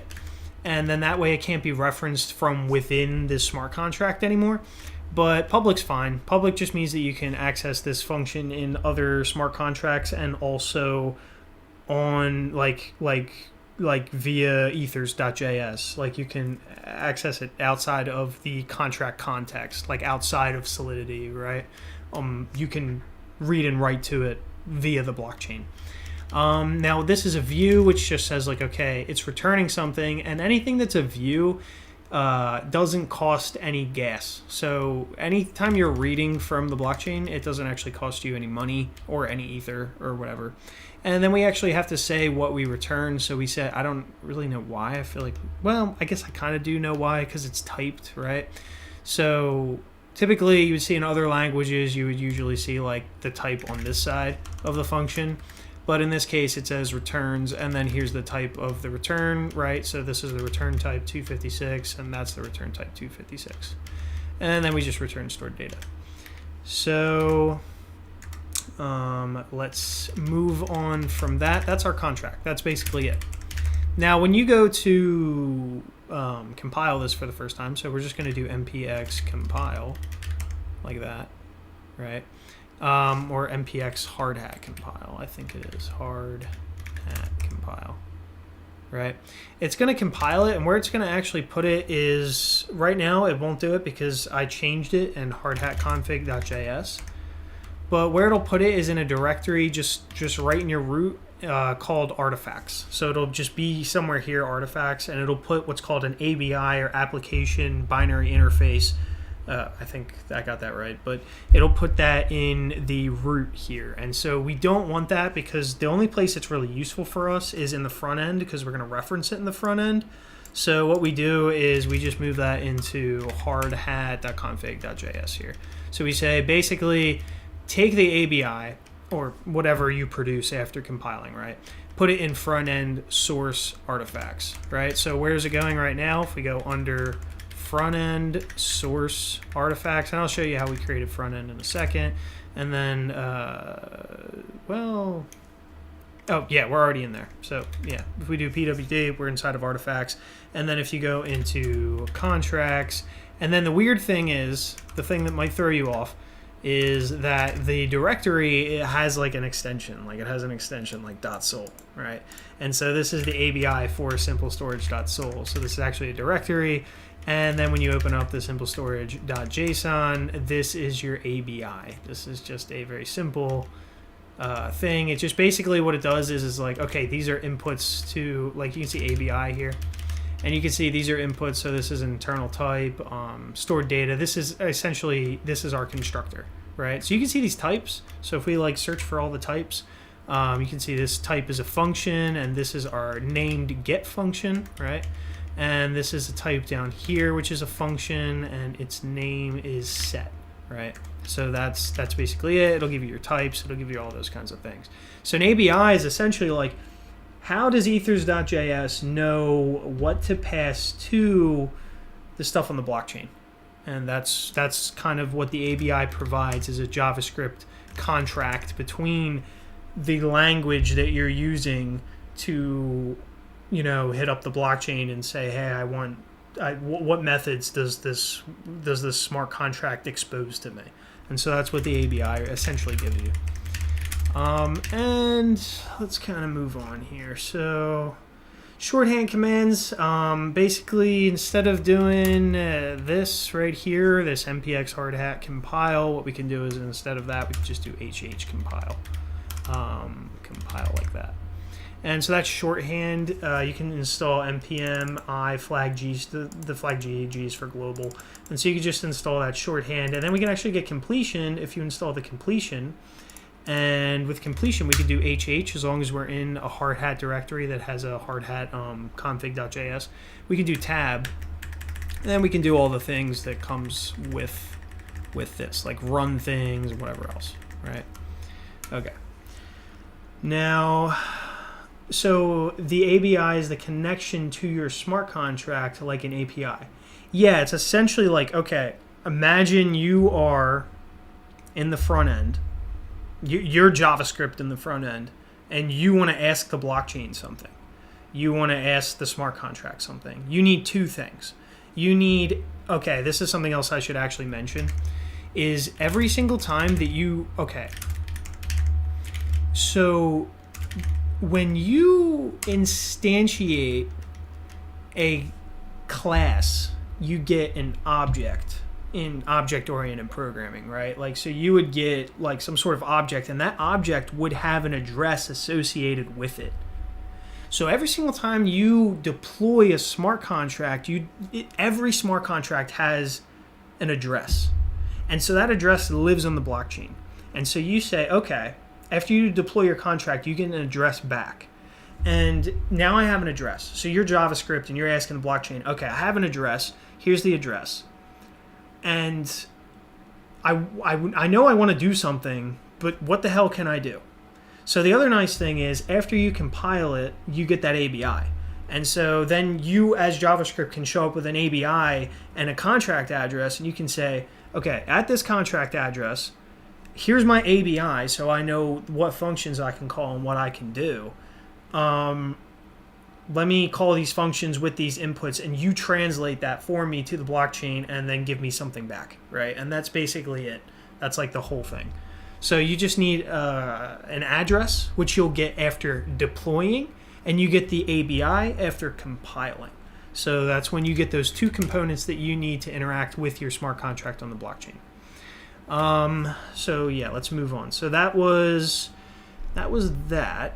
Testing. So there's this other section I have here for testing. We're using Chai for testing. Chai is not something that's like blockchain specific. It's just like a JavaScript testing framework as far as I understand. I don't know much about JavaScript testing frameworks, but I know how to use Chai now. So let's go open up this. So I actually just created a directory called test. So, and that's the one that Hard Hat expects. So that's why you have to do that. And then we'll go into test and we'll do simple storage, blah, blah, blah here. And I have two tests. So we have this big description for simple storage. Basically, it's just a function. We just say describe. So this is basically tests for the simple storage contract. We pull in Chai. Now you might be wondering, how can I use ethers in here? I'm not pulling in ethers or anything like that, right? The reason that we're able to use ethers in there is if you go into hardhatconfig.js, when we do this require here, it'll actually expose ethers as a global for us. So this require right here does that for us. It'll also expose waffle, but I don't know what the hell waffle is. So, I mean, you can look that up. So that's how we can use ethers in here. Then each IT is just a separate test, and we're just going to name those tests. Now here we're getting a simple storage contract, right? So we're going from the contract factory, go and get simple storage, and then just put this in an object for me. And then run the deploy. Now the deploy just calls the constructor, and then if you remember, our constructor takes in a value. It takes in a uint256 stored data. So we can just express that as a number. I think you can even express it as a string. It's fine, I think. But we could just pass it as a number here, right? So that deploy is essentially all it does is it just give it whatever the constructor expects. And what that's going to do is it's going to instantiate your contract for you. It's going to do all the ABI stuff for you. This contract factory right here, it's going to just do everything for you. It does the deployment for you. It puts everything out there. You don't really even notice it, but Hard Hat in the back end spins up a local blockchain. It deploys this out, and then you're running actual things against it, right? So we're doing const stored value, await, simple storage.get, and we can use .get because it's a part of that ABI. And so here's our .get, right?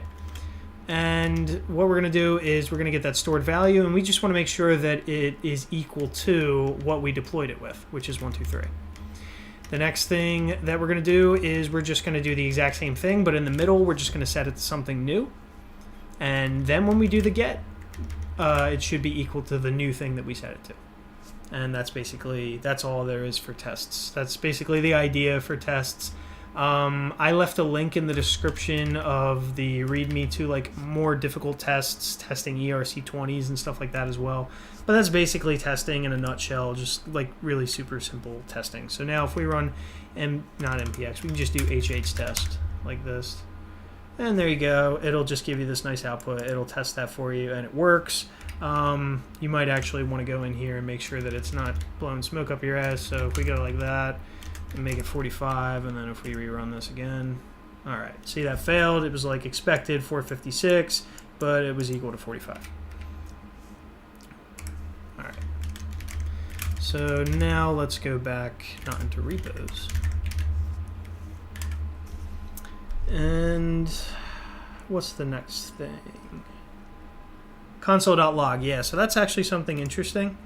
If we go back to our contract, you probably saw this earlier, but we have this import here. It's letting us know that it can't find it, but it can find it. It's just that the Solidity compiler's stupid, and it's not smart enough to know that that's in node modules, because Solidity doesn't have its own package manager or anything useful. So we could take this console.sol and like put it locally and import it or something like that, but this is fine too. Hard Hat will handle that for us during the compilation process.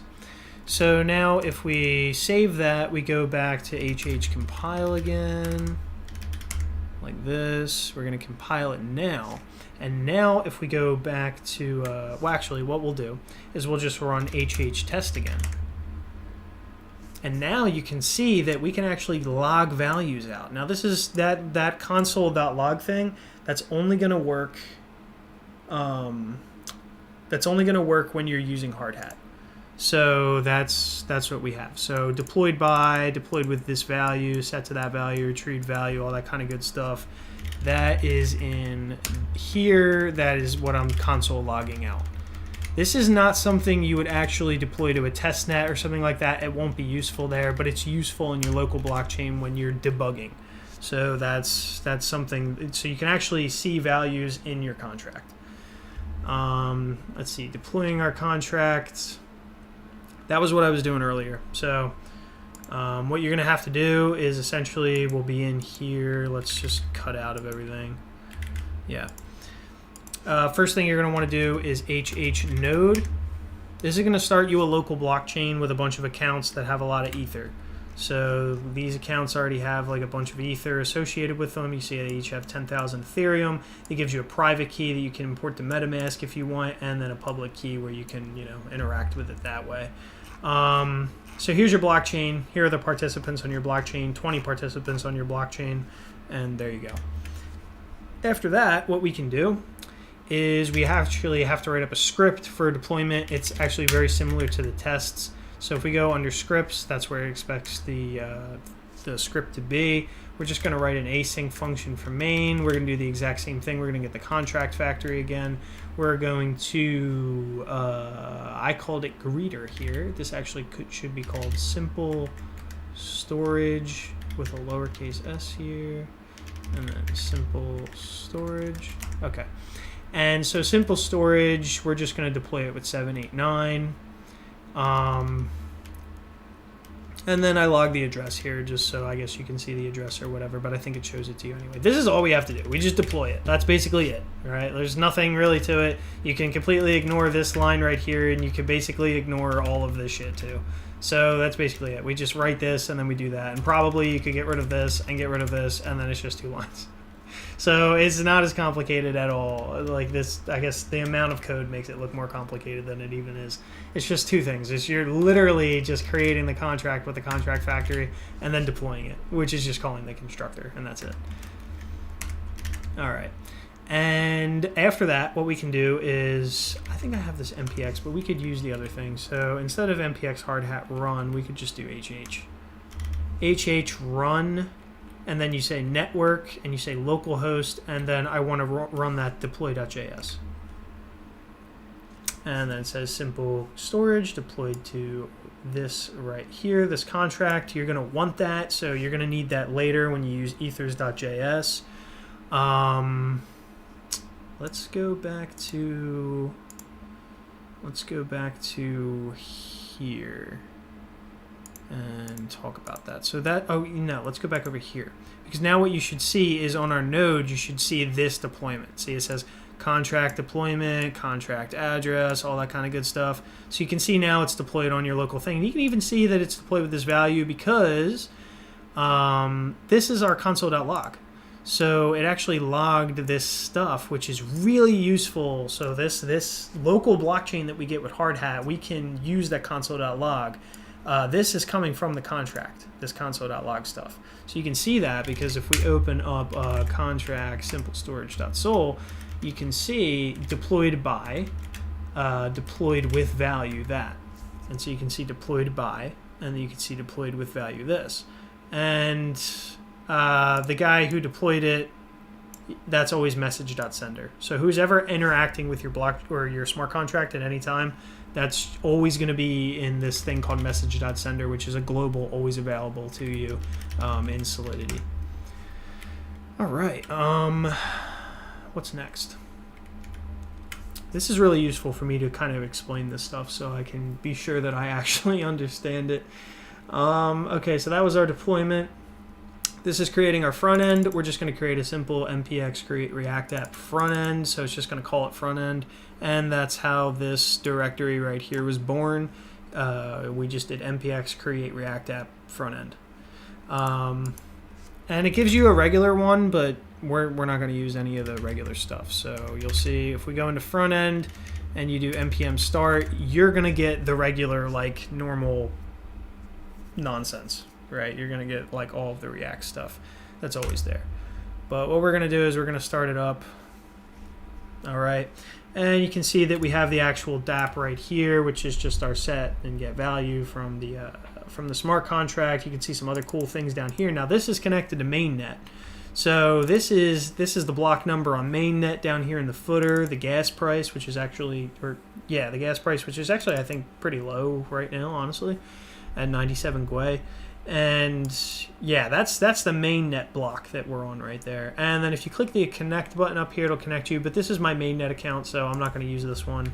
And it really is like I could connect this to my mainnet and we could do stuff, right? But we won't be able to interact with our smart contract because it's not deployed to mainnet. It's deployed to the local blockchain. So we got to go do that. So now let's go back over here. We're just back at localhost 3000, but I'm in a different browser with a different MetaMask extension.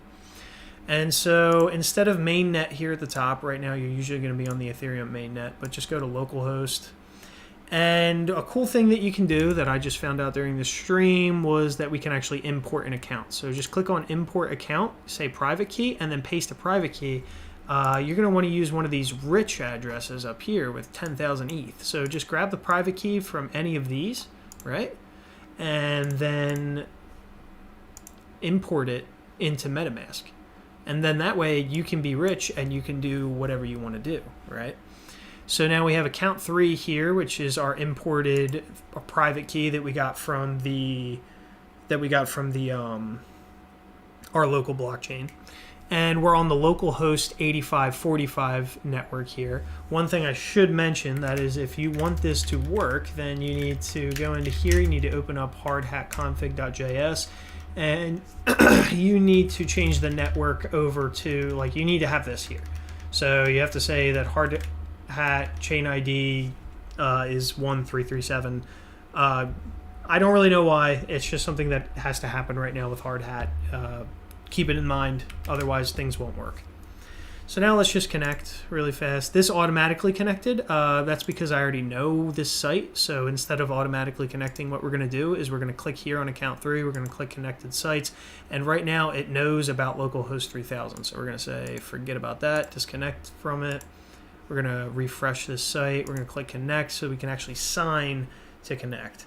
So we're going to say we want this account with all the Ethereum. Click next.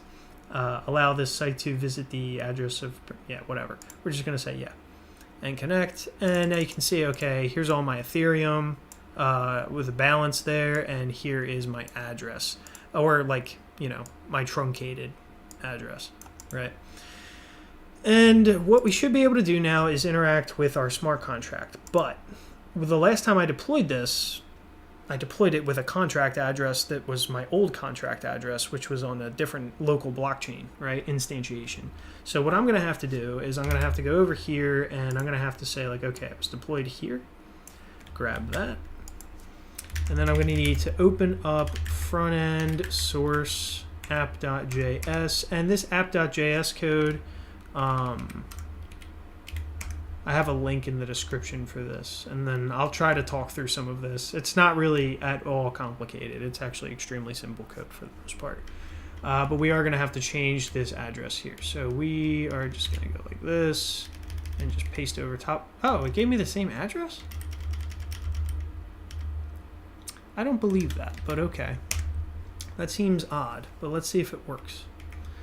So let's go back to here and we'll do, well, we could just retrieve and get 789. And we know 789 is what we actually deployed it with, because when we go back to here and we open up our scripts deploy.js, you can see that we deployed it with 789. All right, and then we're just going to change the value. So 123, we're going to click submit. It's going to ask us to sign this transaction, spend Ether, because anytime that you change data on the blockchain, you have to spend Ether or money. And anytime you read, you're fine. You don't have to spend any money. So we're going to do confirm. You can see that we only have one block down here, and this transaction failed. Nonce too high. Expected nonce to be 1, but got 5. That's interesting. Well, so we ran into our first bug here. Now, I wonder if that has something to do with that contract address. No, it shouldn't, because that was our latest thing. Nonce too high. That's new. We were on such a roll, too. Let's try this again. That's going to give me the same thing. Interesting. All right. Well, this is going to be my next bug to figure out. So, if you've made it this far, though, then you understand a lot about getting started. I'm going to try and debug this really fast. So, while formatting outputs, nonce too high. Expected nonce to be 1, but got 5. Can't be queued when auto mining. I wonder if it's doing some sort of weird auto mining or something like that.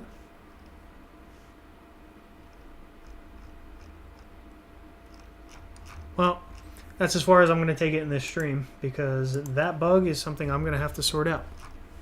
And yes, the window manager I'm using is DWM. You know, I feel like people get too caught up with that.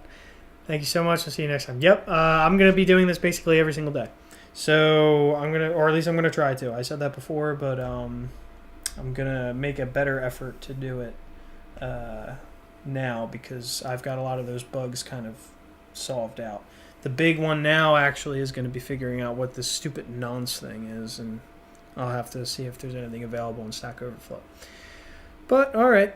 Hopefully that was a useful stream for people. I know it was extremely useful for me to actually be able to, you know, use this stuff and read and write from at least my local blockchain. What I plan to do now is suss out that bug right there, and then in the next video where I actually go to do things, I'm going to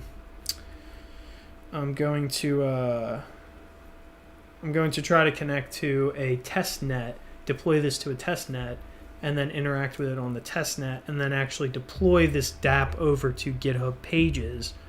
And then I think we should basically be good. The only other last thing was changing accounts. I also want to see if I can add in changing accounts as well. But all right, hopefully this was useful, like I said, and I will see you guys in the next stream.